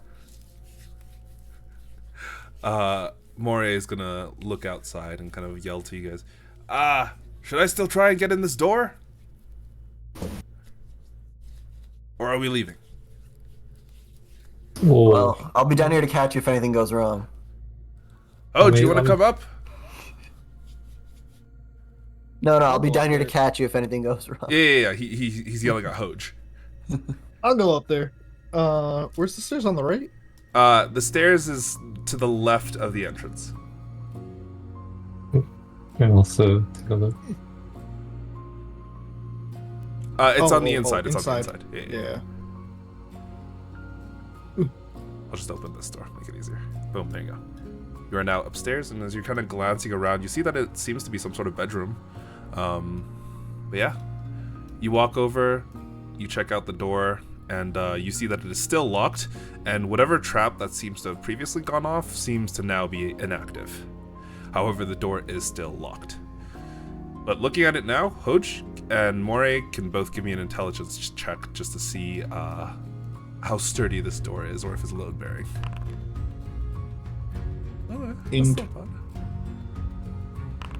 Hey, that's pretty good. Hoj, you're looking at it, you look up, and you realize there's a hole in the ceiling.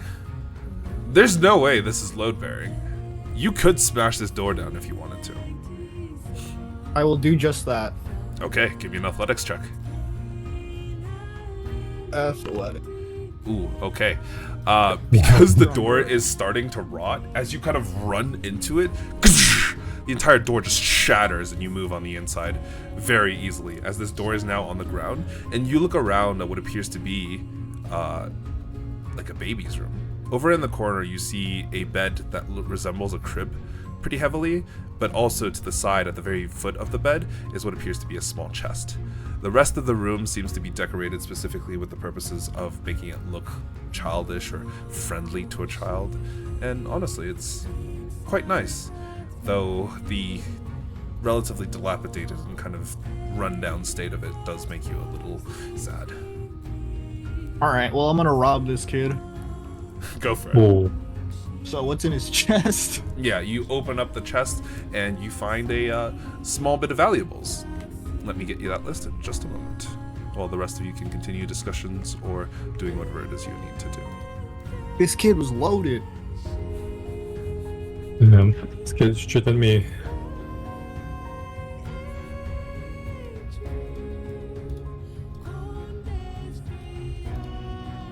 Alright. Inside of it, you find what appears to be two large gemstones. One is a diamond, and one is an agate, or an eye agate. They both look quite nice, though you're not entirely sure how much they'd be worth. And you also find a small pouch with 40 platinum inside. She's loaded. Well, I can't really use the gems, but I feel like our spellcaster friends might. Yeah. So I want to show the gems to, I don't know, Elena, maybe Moray, or maybe... Yeah, they can see the gems. You can use the diamond to resurrect people, right? You would know that in game, yes. We might need that. You'd have to try Somebody and that find can. the estimated value of this diamond, though. Because currently, you don't know how much it's worth. Is there a spell for it? There is no spell for it. However, you can give me a Oh. discerning eye investigation check. You want to go with the rock? I mean, I'm half rock. I can take a look. Wait, does this count? No, it's history. Damn it. No, unfortunately not. I'll do it. I'll do the investigate. You said investigation. Yeah. Mori will do one as well. Mori, what the fuck? He's a very bad thief. He doesn't know how much- Rigged, I tell you. Yeah. Is this normal? There's no way. Does he roll like this normally? He doesn't roll like this normally. I'm sure he rolls better than this. Didn't you get him like 3 ones today? Yeah, This is apparently. several- Like, this is actually... What the fuck, man? I don't even know. I don't even know at this point. I don't even know, but it's fine. So yeah. Leonare, you can make an investigation check as well over the 2 gems. Sure, I'm here. Yeah. Hoj is the only one who gets a relatively accurate estimate. Mori's like, wow, these 2 are worth like thousands of gold each. Leonare, you're like, okay, that's probably not true. They're probably only worth a few hundred, like 900, 800. I mean, it's just a rock. How much is a rock worth? It's not like maybe worth free. like 6 silver. Hoj, you get a little bit more of an accurate estimate. You know that this diamond, because it's relatively small, but it's well cut, it's actually worth a fair bit. Like, this diamond alone is probably 400 to 500 gold by itself. As for the small eye agate, you're not entirely familiar with the stone, but just from how pretty it is and how decently cut it is, it's probably worth at least 200. Oh, that's pretty good. I mean, I can hold on to them, but yeah, I don't know what I'd use them.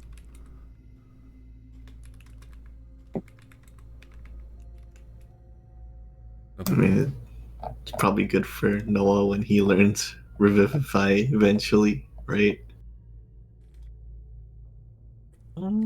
So how would I add those? You're not like- even there. Elena, you're outside. No, this is out of character. Oh, yeah, fair enough. How? Yeah, like how would I add those items On your to my character inventory? sheets, if you go unlock it at the top right, you can Mhm. click the add button under certain sections. These things would be considered loot. And then under the new loot, you could just edit the item. Yeah. Also, the platinum pieces, if you place them in the party inventory, it can automatically be distributed to the party. And then whatever is left over will be kept in the party inventory. I would like some PP. Just give me all the PP. Yeah? You guys like PP? That's good stuff. Wait, is it PP or George Gold? It is PP. It is platinum pieces. There's DG on mine. Yeah, it says DG on your character sheet, but it's supposed to be platinum pieces. I'll change that later. Don't worry about it.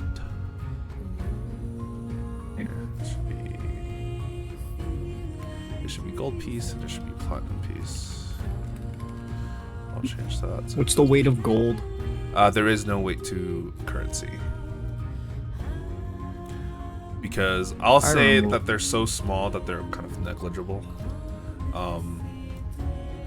And once you guys get to larger coin amounts, it'll be hard to carry. And I'll just say you guys like leave it in certain places or something. Ooh. Because you guys could just leave stuff in Bastion if you wanted to, and just not carry it with you.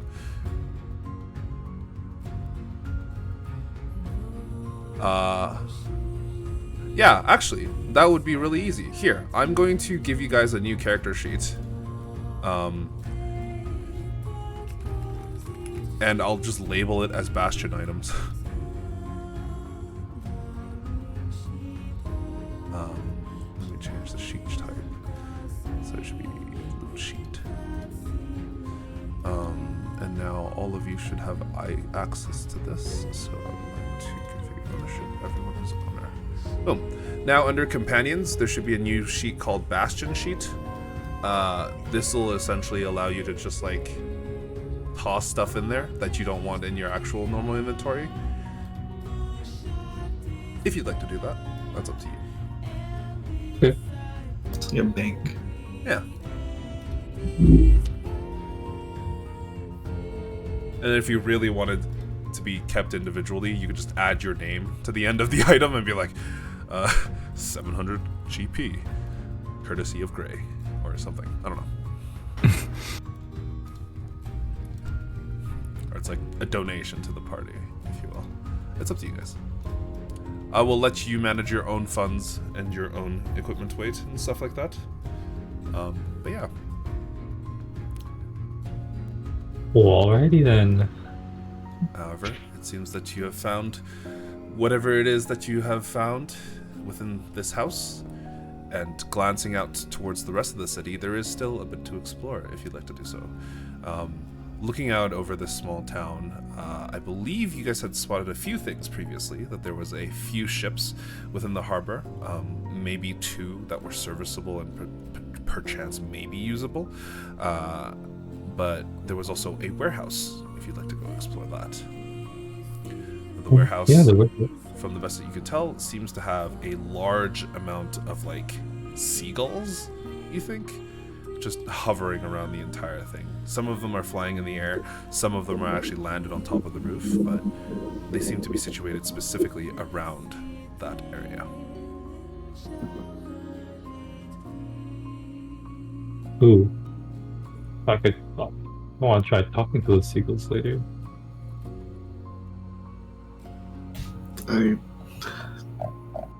Sure. I hope they have useful information for you.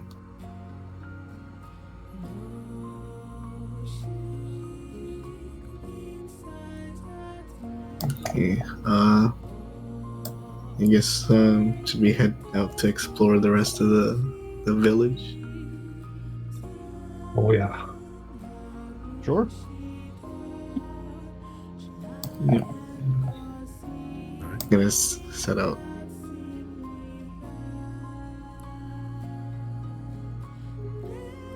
Sounds good. So, as the rest of you kind of begin to explore into the rest of the actual city itself, we're going to take a short break. I'm going to use the washroom. Be right back. I will be right back as well.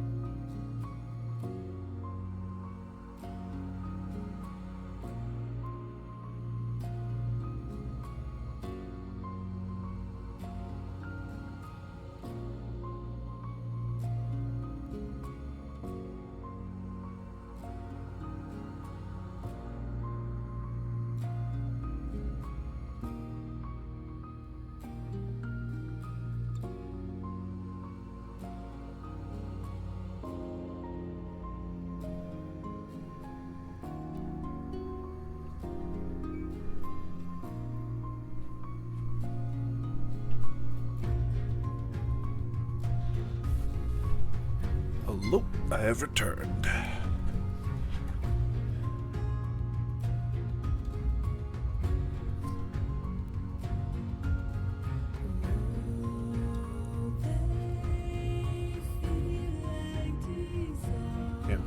else is gone.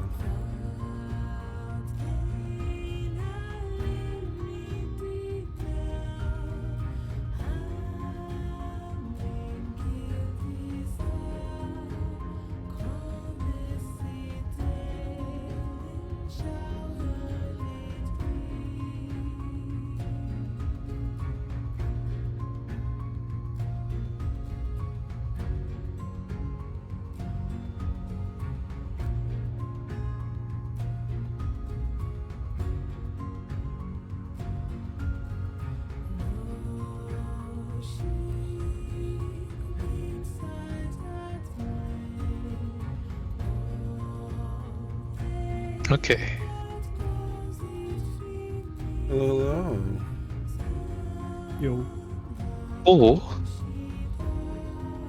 I guess let's check out the city, eh? What's left of it?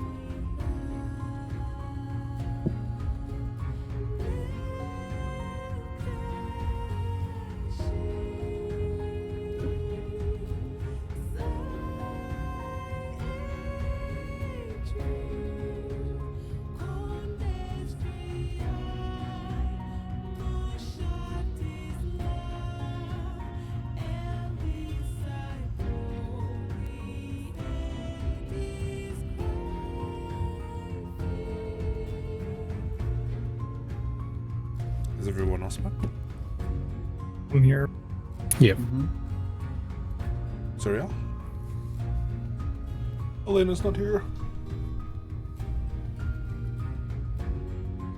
I think I heard Hodge, Gray, and the... Yeah.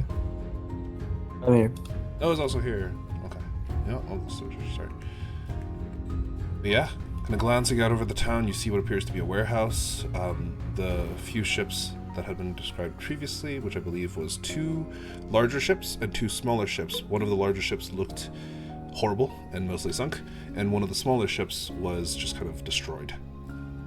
However, the other 2 ships are potentially salvageable. One smaller, what appears to be like a fishing schooner. The other one is a slightly larger, what appears to be like a light galleon. So, what is the party doing? Yeah, I say we make sure the rest of the city is secure, and then we could head off to the ships. Yeah, let's take a look. Back. Oh, look. Alright, so where are you guys going to take a look first? The warehouse, the bunch of random buildings, or the actual docks? Warehouse? Warehouse. Yeah. As you guys head over towards the actual warehouse itself, as a small group, some of you are not looking great, a little bit hurt, but give me a perception check, all of you.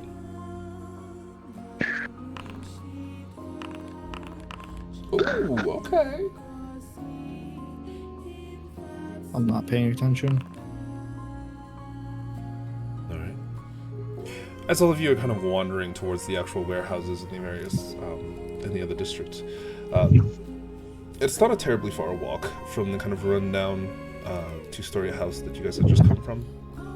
But the swarms of seagulls kind of begin to draw your attention, and you can see that a few of them, or the majority of them, have begun to notice your party. And very eerily, a lot of them take off into the air and begin a behavior that is very unlike seagulls. These ghost seagulls? Noah, Elena, the 2 of you specifically spot that these seagulls, when they're flying in the air, is in a very reminiscent pattern of just circling high above and just kind of doing long, big circles, almost forming this kind of weird, strange cyclone directly above you. As you glance up, as all of you are basically the eye of this strange cyclone, as hundreds and hundreds of these seagulls just do large, slow circles above all of you. Are you guys seeing this? The seagulls are kind of They're just birds. they're they're acting strange. It's almost like they're circling above us. Can I understand what they're trying to do? I have my druid thing. Give me a different perception check for this listening.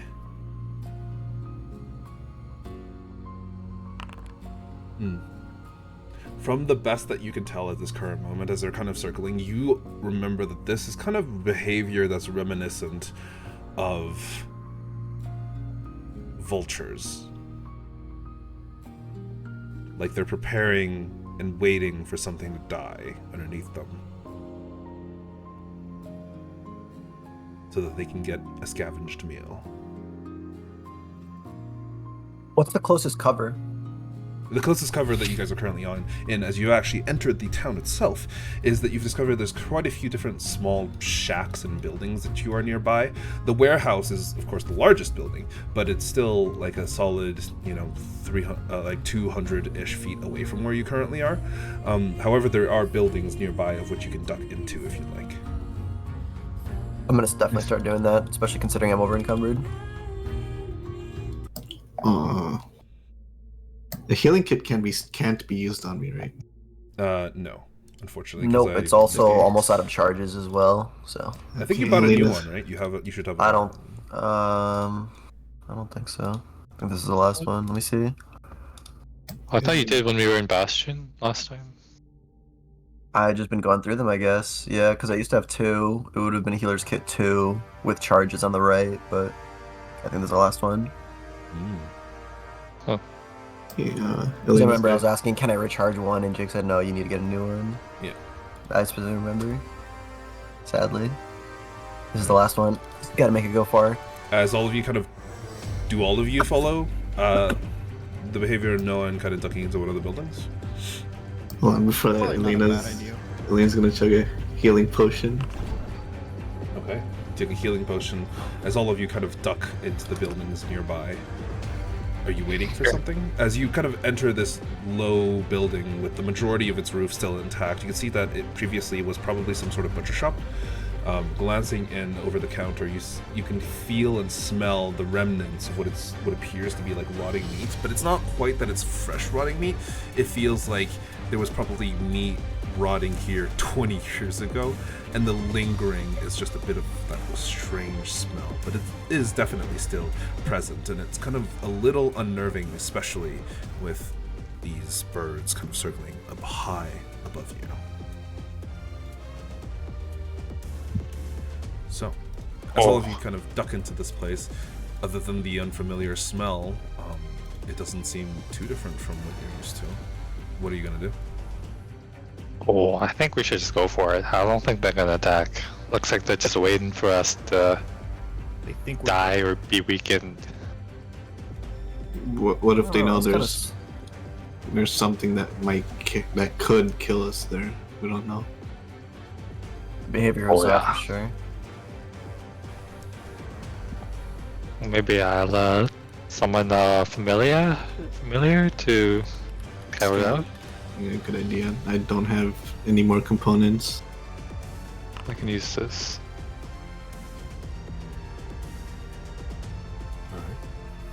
Ooh, okay. Actually, when you spend a use of your wild shape features, it casts a find familiar spell without material components. That's cool. Half your druid level. What's your druid level? 2, right? So it disappears in an hour? Yeah. Okay. But yeah, what do you summon? Let me see. Raven? Okay. Have you summoned the Raven before? I can't No. remember. No, not me. Okay. Well, there's a convenient Raven sheet already there. Yes. Oh, oops, this is not correct. There we go. Now the Raven sheet should be correct. There we go. The Raven sheet should now be correct. Okay. Yeah. You summon this raven, and the rest of you watch as essentially a magical raven appears at the behest of Leonaire and just appears on his arm and kind of looks at him with a strange intelligence. Huh? Alright, I need you to scout out the place, maybe the warehouse. It kind of nods before it just like starts flapping and takes off into the air, and it glides. So, what are you specifically telling it to do? You want it to scout out the warehouse and kind of determine what's over there, but you don't want... Do you want it to be doing it stealthily? Do you want it to just go and do it as quickly as possible? What's the plan? Yeah, I'll say stealthily enter inside through any openings you see and tell me what's inside. Okay, give me a stealth check for the raven. Where's that sheet? It should be under companions, where your bastion loot sheet is. And have a... So just text then. Mm-hmm. 6. Okay. As it kind of flies over and it glides through the air, you can see... Actually, give me a perception check. My mental. All of you. Raven. Not the raven. Yourself. Your actual person. So all of you can give me a perception check. Oh my god, Leonaire's going crazy. Wait, sorry. Someone had rolled a nat 20 previously for their perception check, right? Elena. Me. Yes. So Elena, you actually don't have to roll. You naturally succeed this one.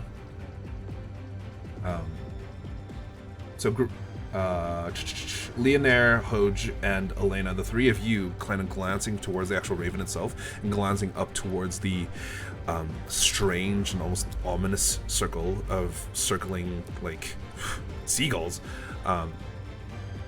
Surprisingly, they don't even take notice of the raven. You don't know if it's because they're just ignoring it for the sake of, because it's not really there, or they don't care about it, or they don't think it's enough to bother with it.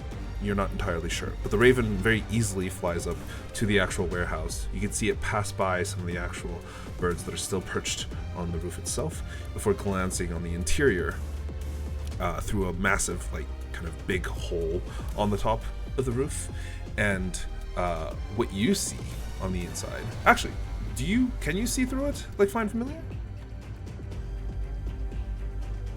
Is it? Oh yeah, Yeah. You just cast Find Familiar is essentially what it is, but it lasts a short amount of time instead of permanent. So you can see through it if you'd like. Okay, I'll look through.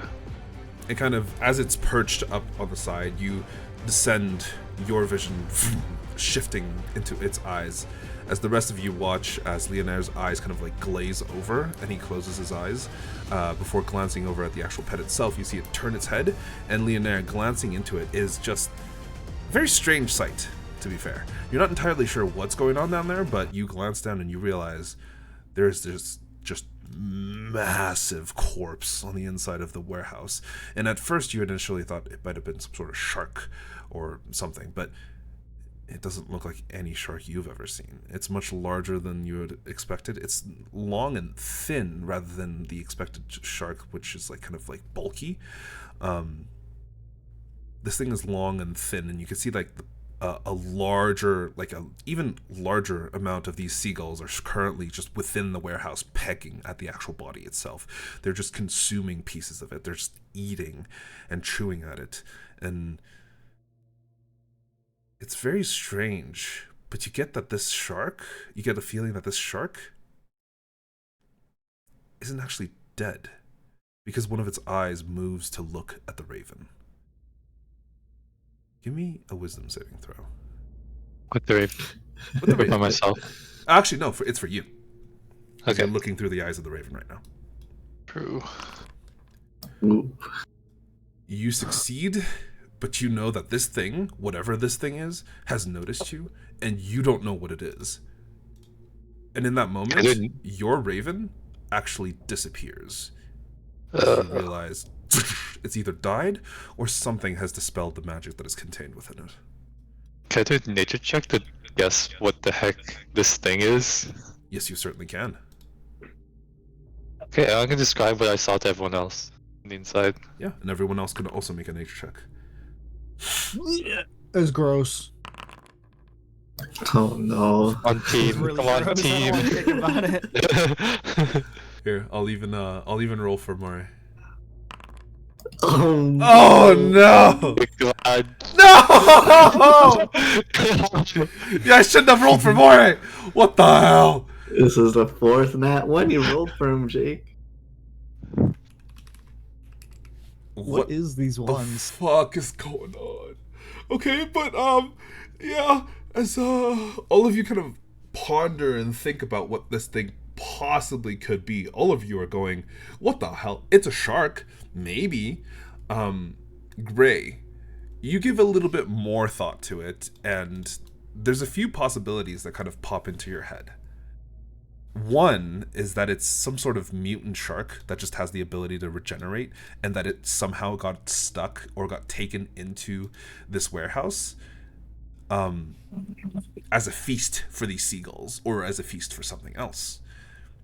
Two, there's a possibility that this shark wants these seagulls to feast on its corpse, or its body, on its flesh.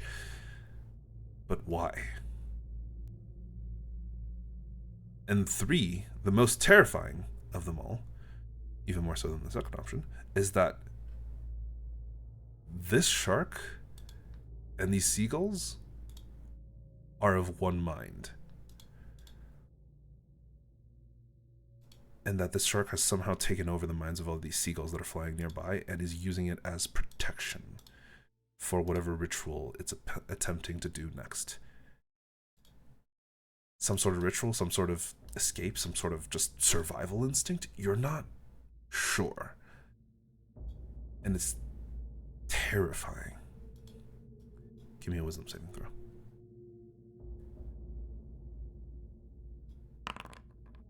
You're fine. But still, this lingering fear, it's present.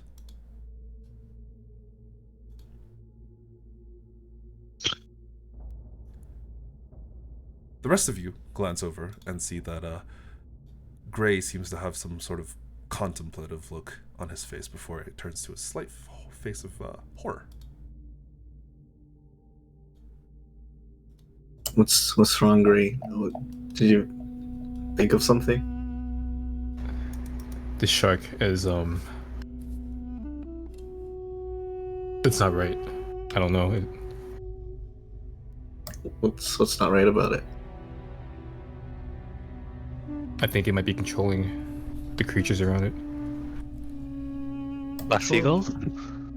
Yeah. That's strange. Never heard of. Yeah, it seems like something off about it. I can't tell what.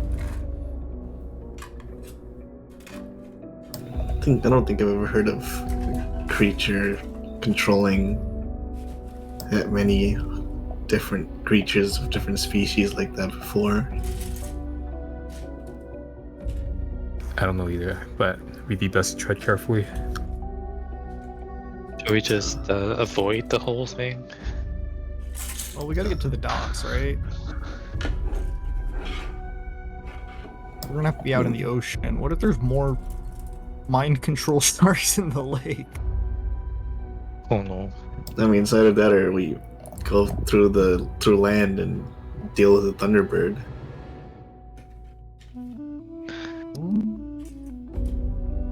This place sucks. Maybe just go around it and see what's in the docks area in the boat. We can try. We're probably not gonna escape its sight with all the seals flying around.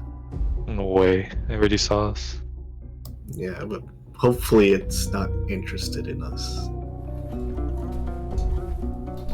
Glancing upwards, you can see that the seagulls are still flying in the same very strange circular formation, but you do see that a portion of them have kind of descended back onto the warehouse to just kind of sit upon the top of it.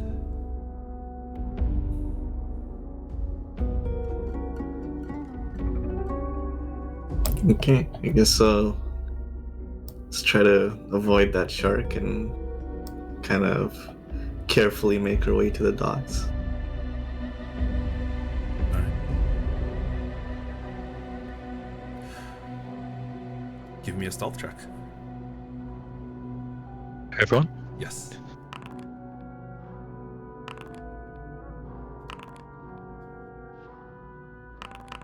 Ooh. Oh, great. Hey. All right. Honestly, it's not too bad. The majority of the team is quite stealthy, and kind of all of you begin to manage to duck and weave between the houses, using as much cover as possible to kind of stay away from the line of sight of these birds that are far above. And slowly, as a little bit of time passes by, it takes you a couple of minutes to get to the other side of town. Not too long, only about 10-15 minutes, but you can see that a lot of the actual seagulls begin to settle down, and some of them kind of leisurely lowering themselves back on top of the warehouse. And over the course of the next 15 minutes, there's only maybe a dozen or so left that are circling high up above. And they were circling not necessarily on where your current position is, but where you had previously been last seen, seemingly still a little vigilant of you. But you managed to get through the majority of the town with relatively no issues, but you can see that the actual docks themselves, as you're glancing down over this kind of wooden floating like wooden platform out onto the actual water itself. It doesn't look super stable, however it does look like it's attached enough that you could probably walk on it with relatively little issues. But the larger boat that you had previously seen, that was for the most part out of service, essentially what it was, is for the is like sunken into the actual water itself, maybe 3/4 of the way up its hull, much deeper than it would have naturally sat. A portion of its mast is kind of blown away and kind of tilted off the side of the boat and had crashed into the water. So the boat itself is definitely not usable. However, you could still get onto it if you so wished. Beside it is the other smaller ship, one light galleon, but from Morey's words that had previously been said, it requires at least a crew of 10.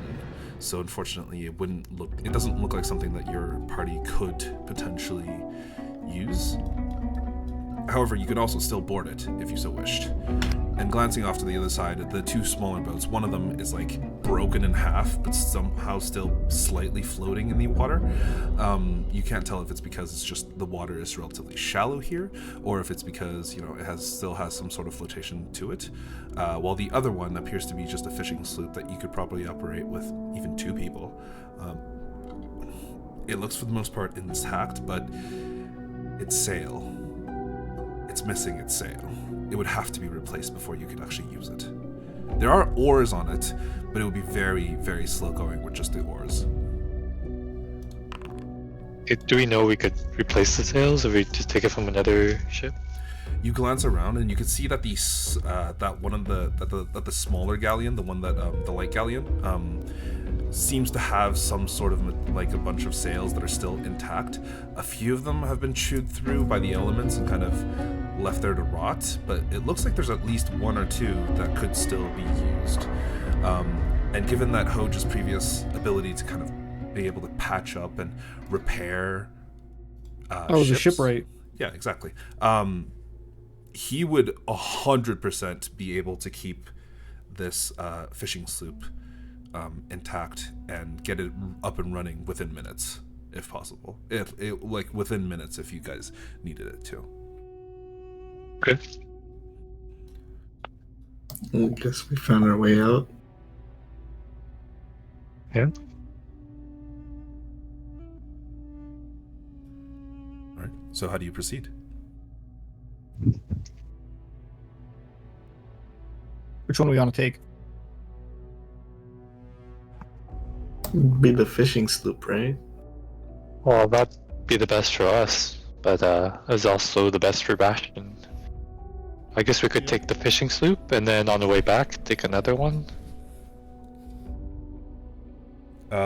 Morey speaks up. It'd be hard to take the actual like galleon unless we had a little bit of a larger crew with us. Yeah. Or unless we wanted to spend about 20 hours here so that I can get the entire thing set up so we can go. That works too, but it's just a lot. Uh, Maybe on the way back it might be better, but we still got a lot more adventuring to do. yeah, I don't want to spend too much time here with the shark and the seagulls and whatnot. Alright, I kind of agree with that.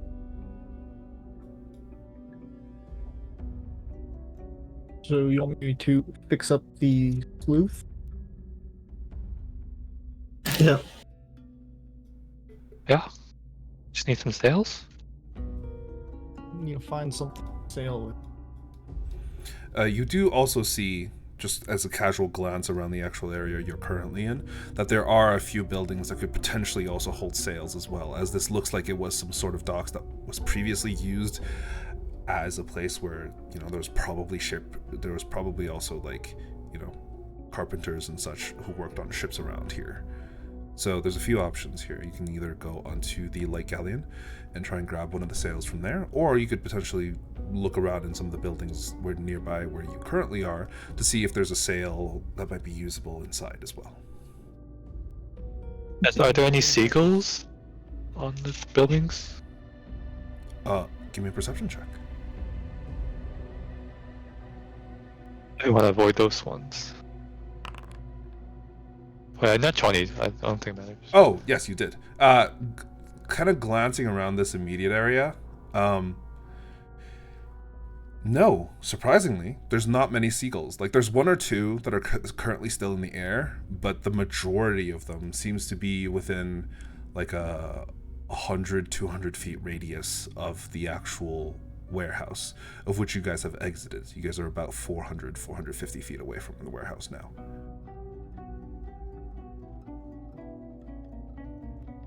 So the immediate buildings, no seagulls.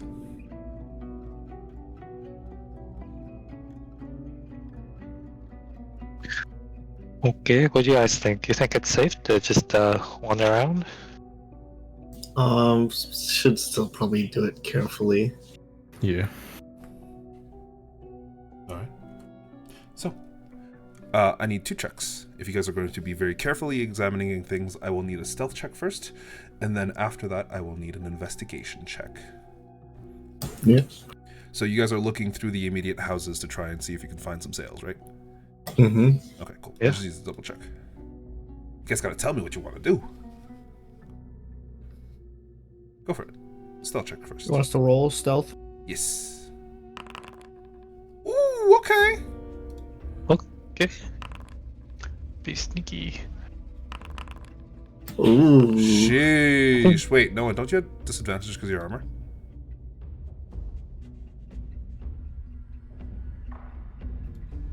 Well, Gray not 20, so I think he's good too. Ah, yes, that's true. Has Nick been muted the entire time? Nick. Oh, I was muted. Yeah. It is stealth disadvantage. Okay. I was Yeah. like, if you can, Should I roll again? you can hover Or over it, even and then nat just 20? you can hover over it, and then you can press a minus. Okay. 7. Ooh, unfortunate. But it's a good thing because everybody else's was really high. So yeah, I now need an investigation check from everyone.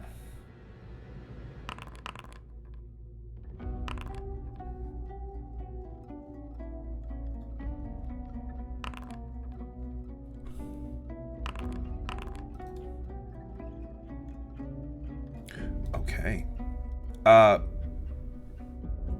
You guys spread out a little bit and kind of look through the various close buildings while keeping an eye and, you know, maintaining eye contact with the rest of your party. Elena and Moria, the two of you investigate the same building. That's like 3 doors down from where you guys were currently hiding. And both of you find on the interior what appears to be a very small storehouse for a bunch of linen, cloth, and things that could be potentially used to put up a sale. And honestly, there's a few that are already pre-made, and you manage to find two sails that would fit your ship, like the small light fishing sloop, with relatively little issues, as well as a bunch of materials needed to kind of put it up. Okay. Is there any wood in there to like repair the ship? There does not appear to be any wood in the building that you're currently in. However, the one that Hoj and some of the others investigate, they do find various pieces of plank. Unfortunately, the majority of them are rotted through, though Hoj, you do manage to find like 3 or 4 pieces of plank that you're like, okay, this is probably structurally sound enough and not rotting enough that you can still actually use it. So you're probably good. Yeah, well, we take the sails back to the ship. Yeah, let me patch it up. Yeah, I think these sails should be good. All right. Alright, everything we need. Oh, and just turn to Mori. Is that all? He looks. See where they... He kind of. I'll have to do a proper investigation on the ship itself, but I think so. Wonderful. Let's get out of here. I don't want to spend any more time here. Yes, let's go. As all of you kind of run over to the actual ship itself, trying to keep as low and as quiet as possible, you board the ship itself, and you can see that it kind of creaks under the weight of all these new folks that are now boarded the actual ship itself. It's not too bad. It's relatively quiet, but the creaking of the wood and kind of the shifting of the water itself is a little bit unnerving, mainly as you glance over in the distance and you can see definitively what appears to be the actual the actual warehouse where all these seagulls are. From the best that you could tell, you've managed to avoid their detection or their sights, but you know that once the ship takes off, they'll likely spot you again. Well, I was thinking, should we be taking care of that weird undead shark in case it ever chases after us in the water? It's on the land, right? Surely it can't get back to the water. You're like about to die, aren't you? Yes, I am. I You don't should be feel good. fighting undead sharks if you're about to die. Yeah. I was just thinking, if it ever gets back into the water, wouldn't it be like a big deal to us later on? It definitely would, yeah. You know, Tells me. What's up? I'll leave that a problem for future us. No. I mean, we are future us. Well, future me is probably not as dying as I am right now.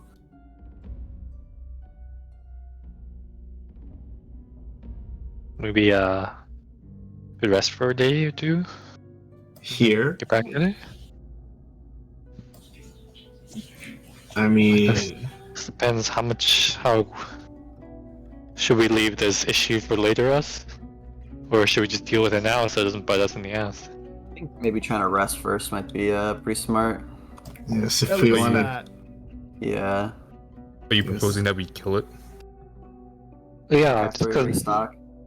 we plan on sailing on these waters again later, so I think it would be good if we deal with all the issues here.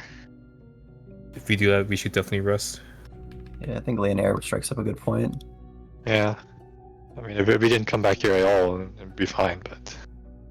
You think there's gonna be even more mind-controlled seagulls? It's gonna get seagull armor. Yeah, I don't think we have enough arrows to kill all these seagulls either. There's too many of them. Just need to take care of the shark.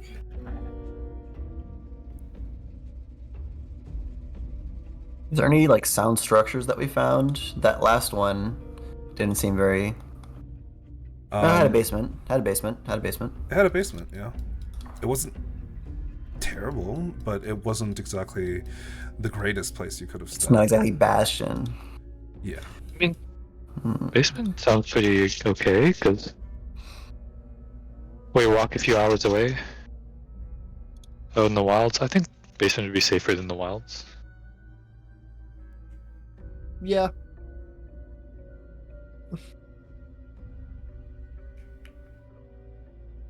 Okay, let's recover and. What time of day is it? Currently, it's still pretty early in the morning. Like, it's maybe 9, 10 a.m. You guys had arrived at the edge of town at around, like, 7:30. And we're past. So maybe repair the ship and then. Yeah, repair ship Rest? and then rest and then take it on the next day. Yeah. Sure, I guess we can try that. Well, we don't. Let's not kill ourselves on it. Yeah, if we can't defeat it, we should just escape. Make sure Sloop is ready for us to run away. Because then what if it goes in the water?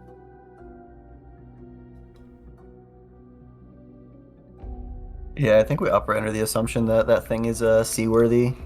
The fish, I mean.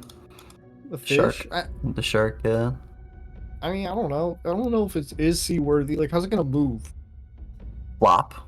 It'll flop How over. far away is it? How far away is the warehouse from the ocean? Or the lake? From the actual ocean itself, sorry, the the lake. actual lake itself. Honestly, not terribly far away. It's like maybe 60, 70 feet. Okay, so flopping there is actually a realistic it's- thing. Yeah, I think it is possible for it to flop there.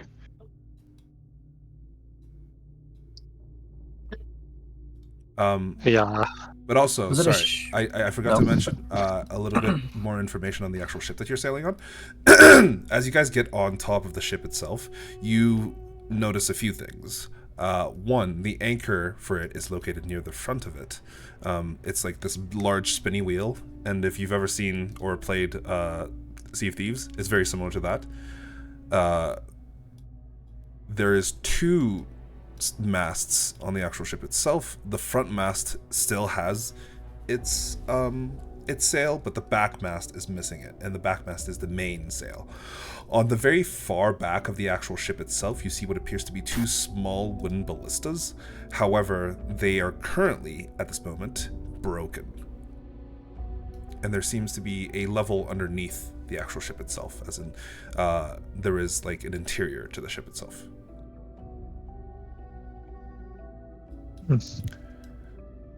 Oh, is there anything in the interior?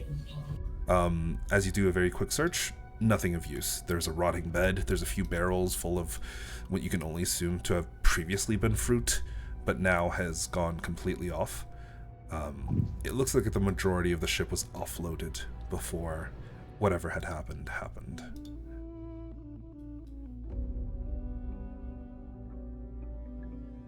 You guys want to check the other ships later for loot? Yeah, we could, but maybe we can do it after we take on the shark. Oh, fair point, eh? Want to get caught with their pants down. Yeah, let's focus on what's in front of us. Yeah, just repair the ship, take a rest, and then face it the next day. Alright, let's fix the ship then. Probably a good idea to fix the ballistas too. It'll help us when we're out at sea. All right.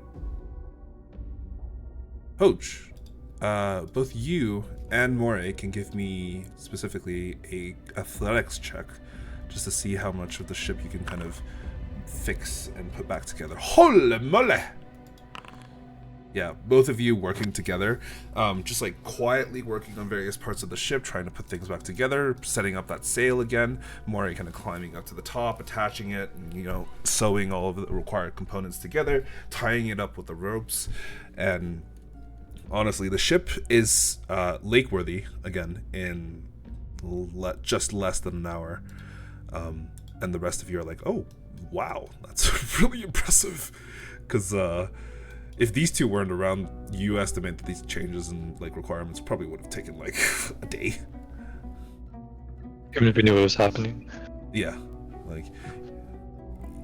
you go check out some of the other things, and then you come back, and I was like, oh, all of a sudden the ship is ready to go. Damn. But as the ship is now prepped to go, you guys now have the rest of the day technically ahead of you if you so wish.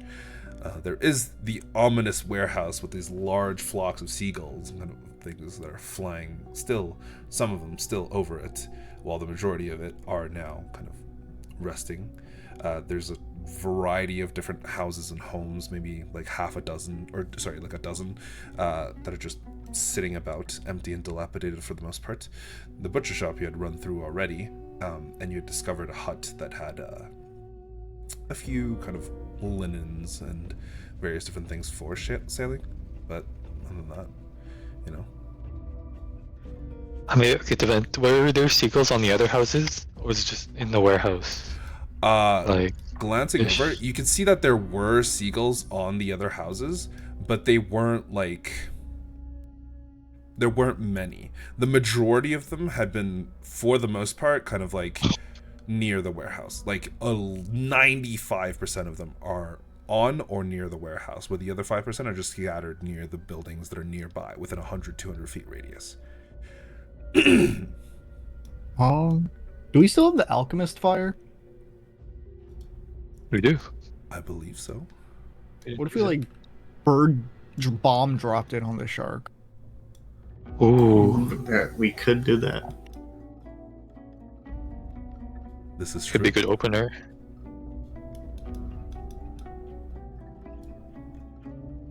That's like I don't know, maybe a contingency we can, I don't know. We can use it to open the fight. Yeah. Kill it with fire, I don't know. Maybe I don't know how dangerous the thing is. What about the vampire tree? That thing's, We only have that one thing's in a alchemist fire? deep cave. I think we only have one, yeah.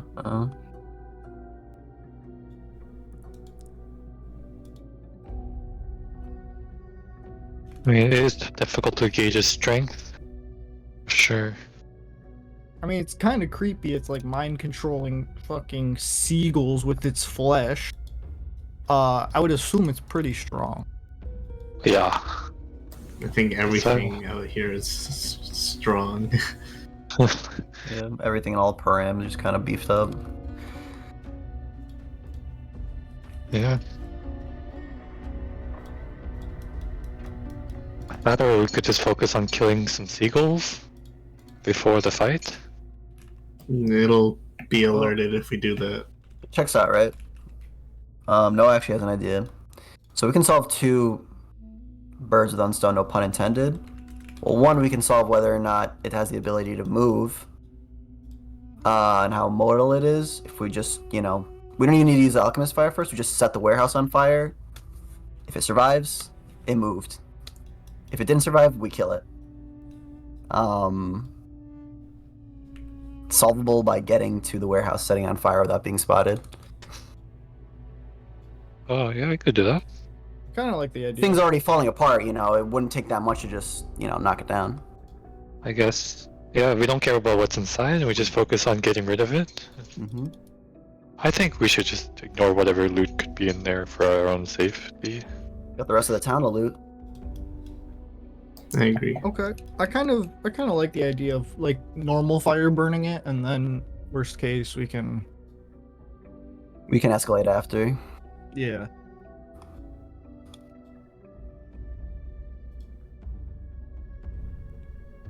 We'll get this foul creature to show its hand if we do this. Yeah, we'll set up a trap.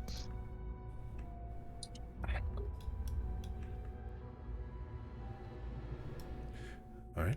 So, what kind of trap are you guys setting up? Are you guys going to try and just go and burn it, or what's the plan?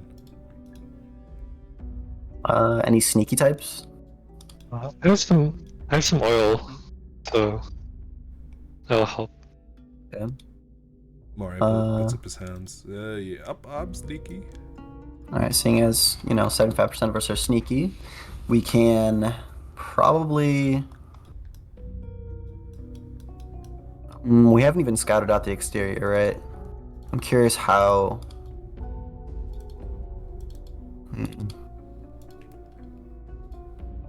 There's no grid map around the warehouse, right, Jake? What do you mean? Like, Do you The want a the terrain map? around it. Oh, do you want a map to see what the Oh, warehouse is I don't like? know if we've been. I thought we were there earlier. No, no, Sorry, I you didn't know. haven't. That Oh, was okay. that was the house okay, you okay, were okay. at. Oh, okay. But we could see just the one side. But I guess we couldn't see that close. I see. Yeah, you guys haven't gotten close enough to me dropping you on a map. Gotcha. Okay. I don't know if we were there earlier or not. Nope. Just the bird, Yeah, which I okay, could so- use to scout more, I guess. We could send, I think, 2 sneakers. Maybe get more information, then come back, then do something permanent. I could send another bird just to scout if we just want to take a look at the outside. What I about think like that'd be a a good rat idea. or something super sneaky? That's really good too. Do seagulls eat rats?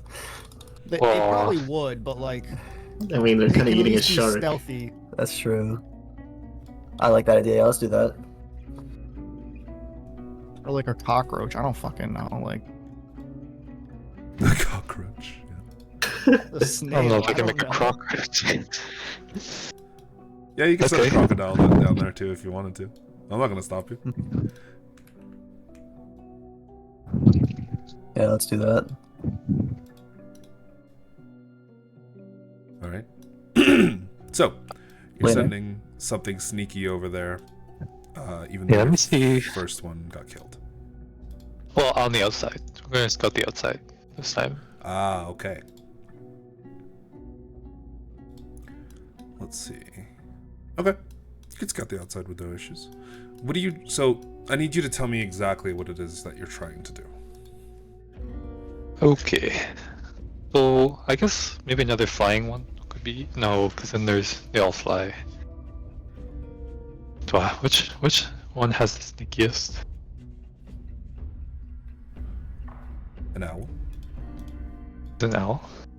I don't know. It's up to you. Like, Oh yeah, it is owl. Yeah, I'll get an owl. And so we want to look for like how burnable it is. Yeah, and any potential entrances and exits it might be able to Yeah. use. Entrance and exits.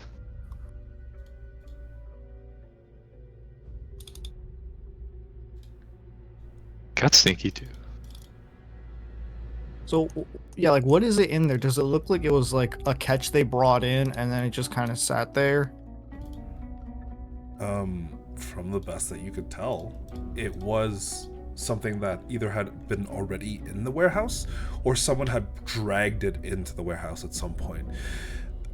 Because unfortunately you didn't get as much of a look as you wanted, you spotted the shark, you spotted the hundreds of seagulls that were sitting on top of the shark, and you spotted that there was a few crates in the actual warehouse. But honestly, beyond that, there wasn't really much else that you had that your bird had seen before it got ripped to shreds, or it got, you know, teleported away or something.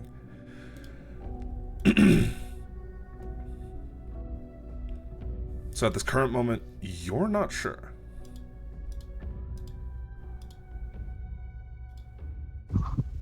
Yeah, I mean, let's just focus on the outside and try to bring down the building. Also, for when you guys need it, I'm going to drop you guys on this map. Because I really like this map.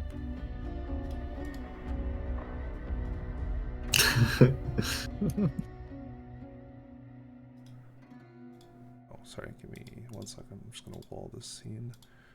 And I'm going to separate the bottom from the top. The teleport thing is also present in here, so you guys can also go to the stairs to move to the bottom floor if you so wish. Oh, there you go. Good worship. Alright guys, it's gonna be a new home.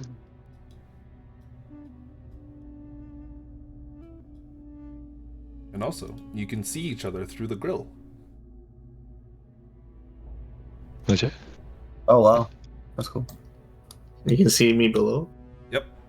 If you Nice. walk over it on top, you can also see them on the bottom. Okay. Are these little life rafts? Or like... There are Tiny boats? 4 what appears to be life rafts in the interior of the actual boat itself. There is a wall that you can pass through over here. It is what appears to be like a set of curtains. So like here is a set of curtains. Huh.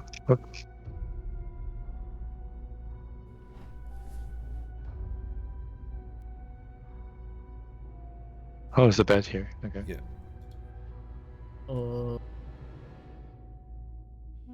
Very cool. Fancy. Yeah. All right, but yeah, cool.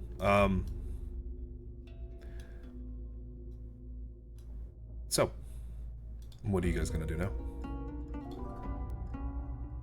You gonna go and investigate with the rat or owl or what?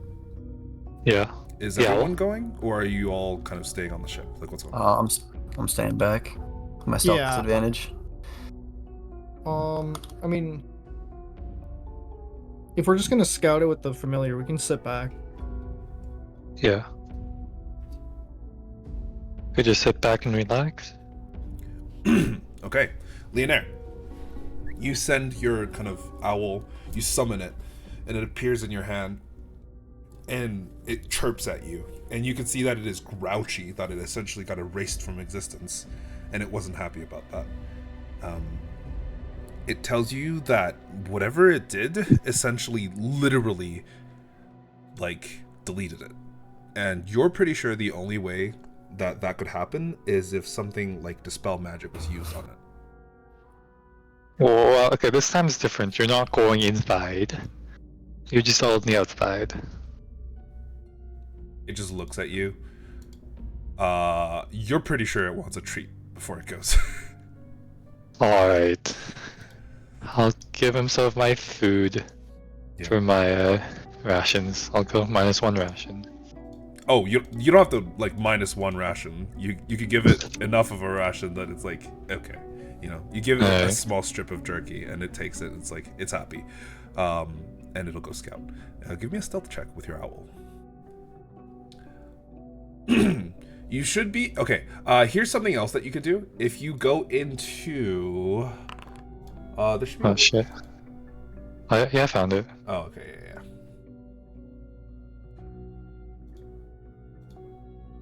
yeah. There's also a way where you can like polymorph your raven into another creature. What? Yeah. On the raven's sheet, on the top right, if you click the 3 little dots, you could click polymorph or polymorpher, and it allows you to polymorph it into any sort of. You can change. Cannot cast. I don't have permission. Oh. I will elevate your permissions after this. But yeah, next time in the future. But yeah, an owl, 5. That's unfortunate. But With guidance. Roll me a d4. It's really low. I don't know about that. Oh, 9. Okay, that's not bad. With the 9, the owl kind of like effortlessly glides off of your hand and into the buildings, and kind of glancing through its eyes, you can see it begin to just fly casually to try and avoid as much attention as possible. But unfortunately, 1, it's a bit large, and 2, it's not as stealthy as it wanted, because the entire, like, the type of environment it's in and what it's built for isn't really like stealth missions with like long-winded flights. It's like short bursts of stealth, but like a forest. yeah, exactly. But it does its job as best as it possibly can, and kind of flies around a little bit of the warehouse. Give me a perception check through its eyes. Actually, no. Since you're going to be looking through its eyes, give me a perception check using your senses. Ooh. Okay. Okay. as you're looking through it with your senses, you're glancing around the actual warehouse itself and trying to find any sort of points. There's a few things you spot. You spot that the warehouse has 3 entrances. There are 2 large kind of like double doors that are maybe 15 feet wide and 15 feet high on both the front and the back of the warehouse, and a smaller, what appears to be side door on the side of the warehouse that's, you know, normal person sized. You also see what appears to be like a rather large hole on the very top of the warehouse, where you had previously looked in with your raven. Other than that, the building is maybe 30 feet high. There's a few windows near the top of the building itself that kind of look inside and seems to let a bit of light in, but other than that, not much. And Or part is like, how burnable is it? the That's the entire important part. building, except for the roof, is made of wood. The roof is even more burnable as it's made of thatch, and you see that a portion of it had already rotted away because of like just the weather and all of that stuff. And honestly, it looks like it's relatively easily burnable, but there's a chance that it might be a little bit damp and harder to burn than you had expected. The wood itself, if it did catch on fire, would continue to burn.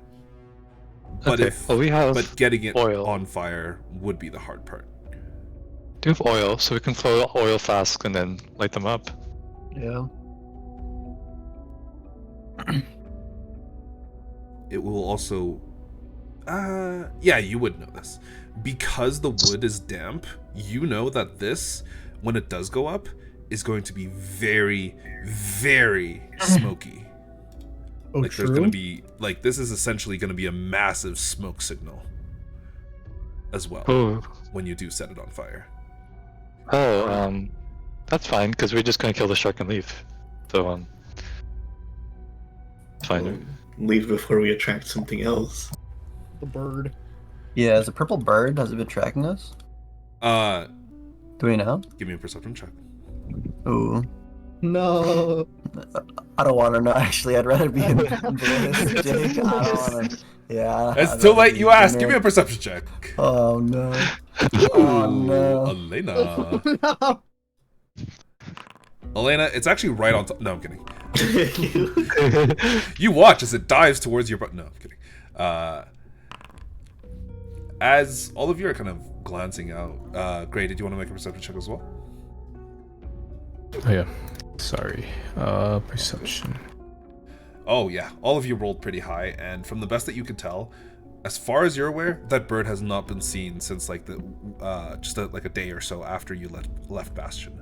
It doesn't seem to be encroaching on this area, and you could very, very easily tell that you haven't spotted it in a few days, and you don't remember seeing it in a few days.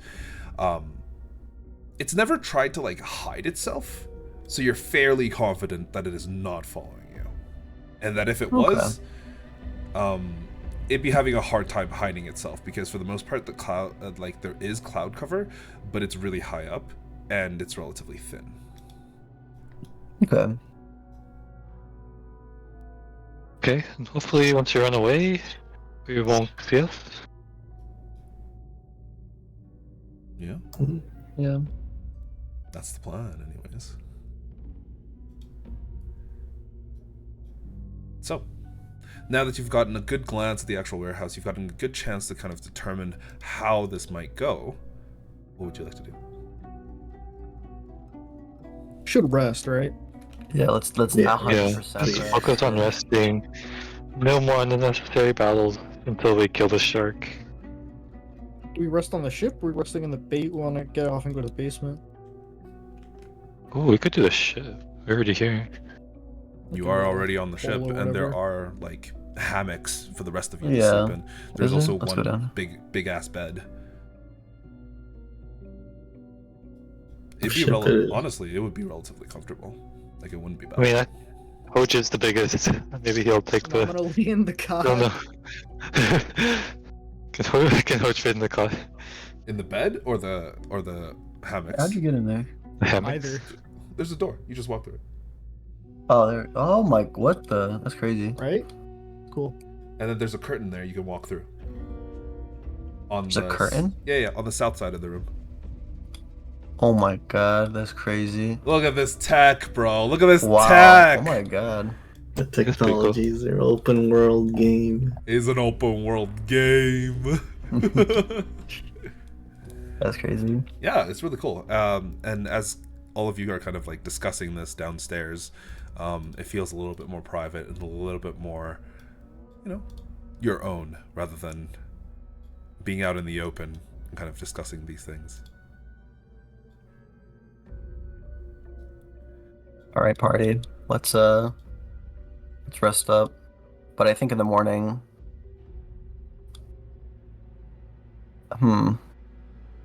How many sneakers do we have? 4 sneakers? If we have 4, each sneaker should go to a different corner and set the establishment ablaze. That's what I think. Yeah. Kind of sick. Because if 1 or 2 people gets caught, we can still, get it burning. That's my thought process.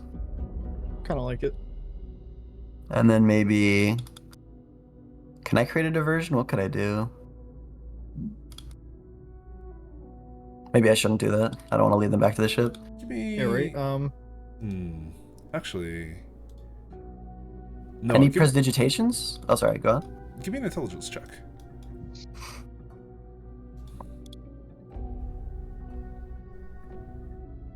Just intelligence? Yep, flat intelligence, please. From what you've been told by Leonaire, if the warehouse is flammable, so are all the buildings in this town.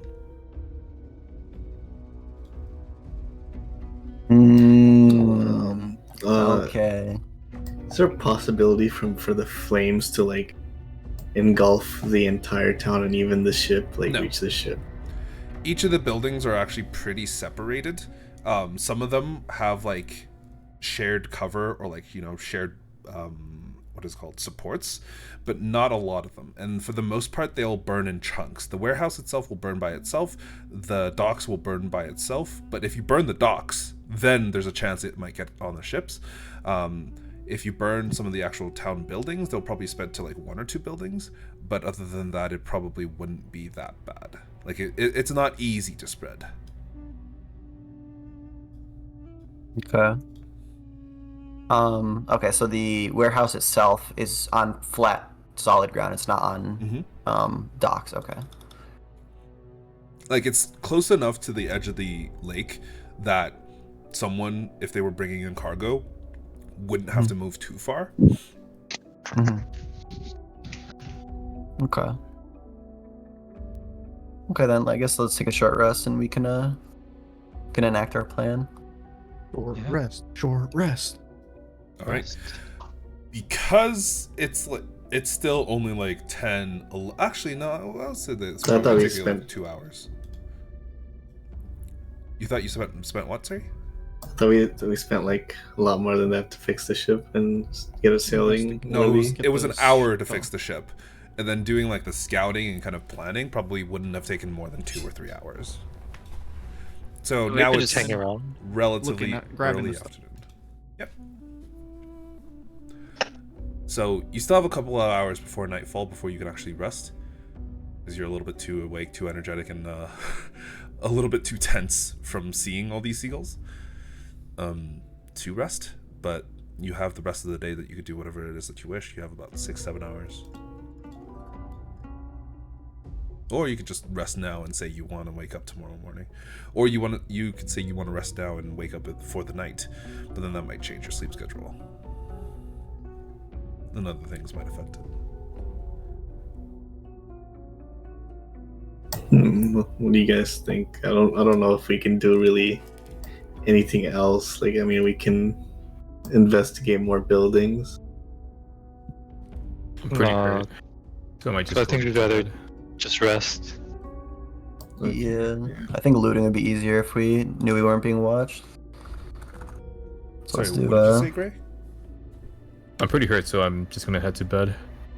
Okay. Or I mean, take a cedar. Alright. So, Oh, what's up? what's the? I'm just curious. What does the bow of the ship look like? The bow of the ship actually has no figurehead. That needs to change. Oh, it's just a fishing vessel, right? Yeah, it was essentially just like a small fishing or trading vessel. So it doesn't look like it has too many, notable stuff to it. And it also looks like whatever paint or name it had been previously given has washed off or kind of just Hey, worn away ooh. with weather. That means we can have our own name. Yeah, what I'm gonna do in the meantime is, I guess like I can try to find like a piece of wood. I can start carving to make a figurehead for the bow. How large do you want to make the figurehead? I want it to be like at least proportional for the ship size, but not like. It'd probably be about the size of a person then, like 1-to-1 scale to a normal person. So I need to find like a chunk of wood like that, or like a log. Yeah. Okay. It might be a bit difficult given that there's no real forests in this current area. Yeah. But that could change if you wanted to go to Voilin, because Voilin does have forests nearby, and the entire city is kind of situated right at the border of the forest.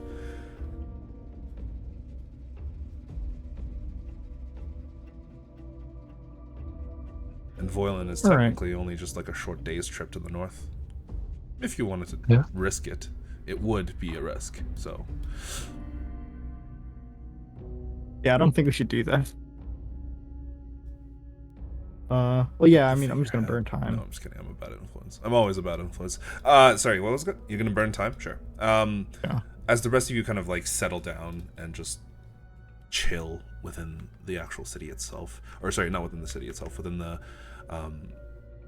boat itself, and just begin your rest. You spend the rest of the day either dawdling away, planning away, or just talking to one another before you eventually get a bit of a rest, as I am going to skip to the morning after. And I'm going to prompt you guys for a short rest. Boom. Hey, okay. There you go. Select dice to roll.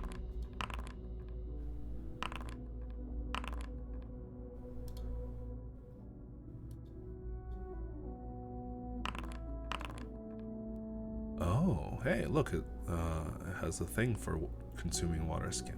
That's cool. What? Boom.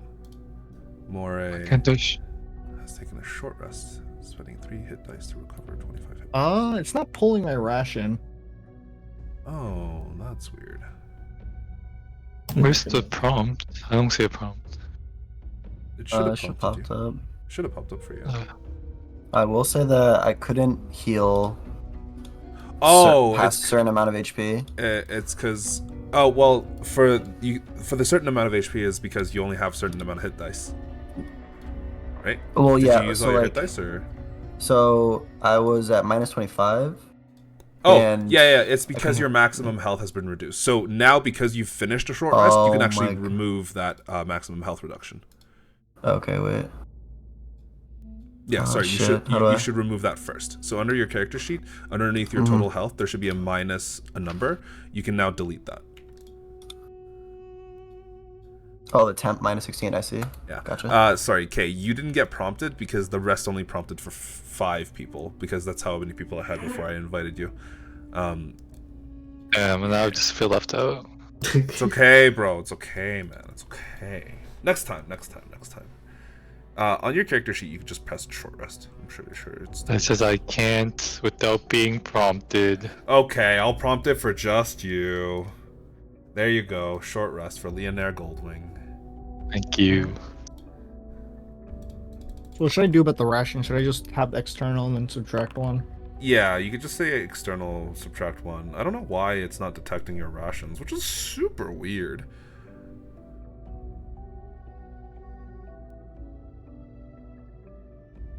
Half water exhaustion, do you see?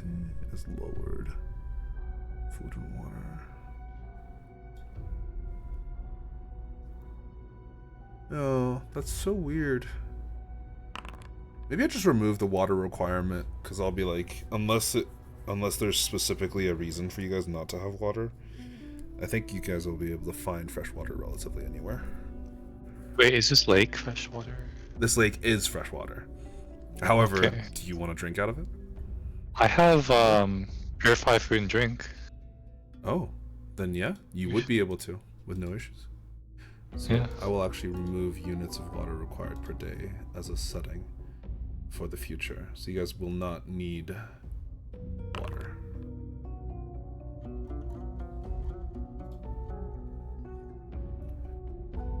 I mean, I can get my water skin consumed back. Yes. Water skin. And then you'll only use those charges for water skins and things like that if you guys go to a place where I'm like, oh, you know, they're probably going to be not having access to fresh water in here or there.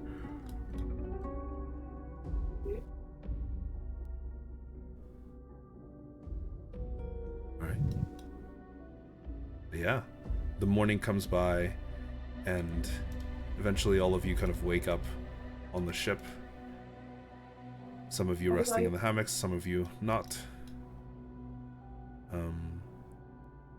And that's where we'll end this week's session. For now. We'll come back Okay. next week. Oh, it's good to be back. It is good to be back. Do we level up? Yes. No. No. Come on, bro. I think you're expecting a little too much. But also, whenever you guys like complete an objective or a series of objectives and get back to Bastion, that's when you'll get your level up. It'll always only ever be if you go back to Bastion. Like in the middle of the field, if you're not, unless you have a space where you can actually take a long rest, there's very little likelihood I'll give you a level up.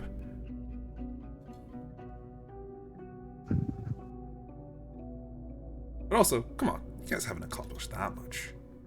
We killed some I was banshees. fighting for my fucking life. You guys are Yeah. always fighting for your fucking life on this continent. You guys chose this. I literally gave you options. And you guys were like, yeah. Oh, let's you do mean that. campaigns? Yeah. I gave you the choices of the campaign. Yeah, this is a sick campaign idea. What do you mean? Hell yeah, dude. But Hell yeah. also, it's really fucking dangerous. Yeah, everything wants to kill us. Like literally almost everything. Yep. You can die like anytime. Yeah. Anything. To This is anything, bad. from anything, is dangerous. But yeah, hope you guys had a good time this week.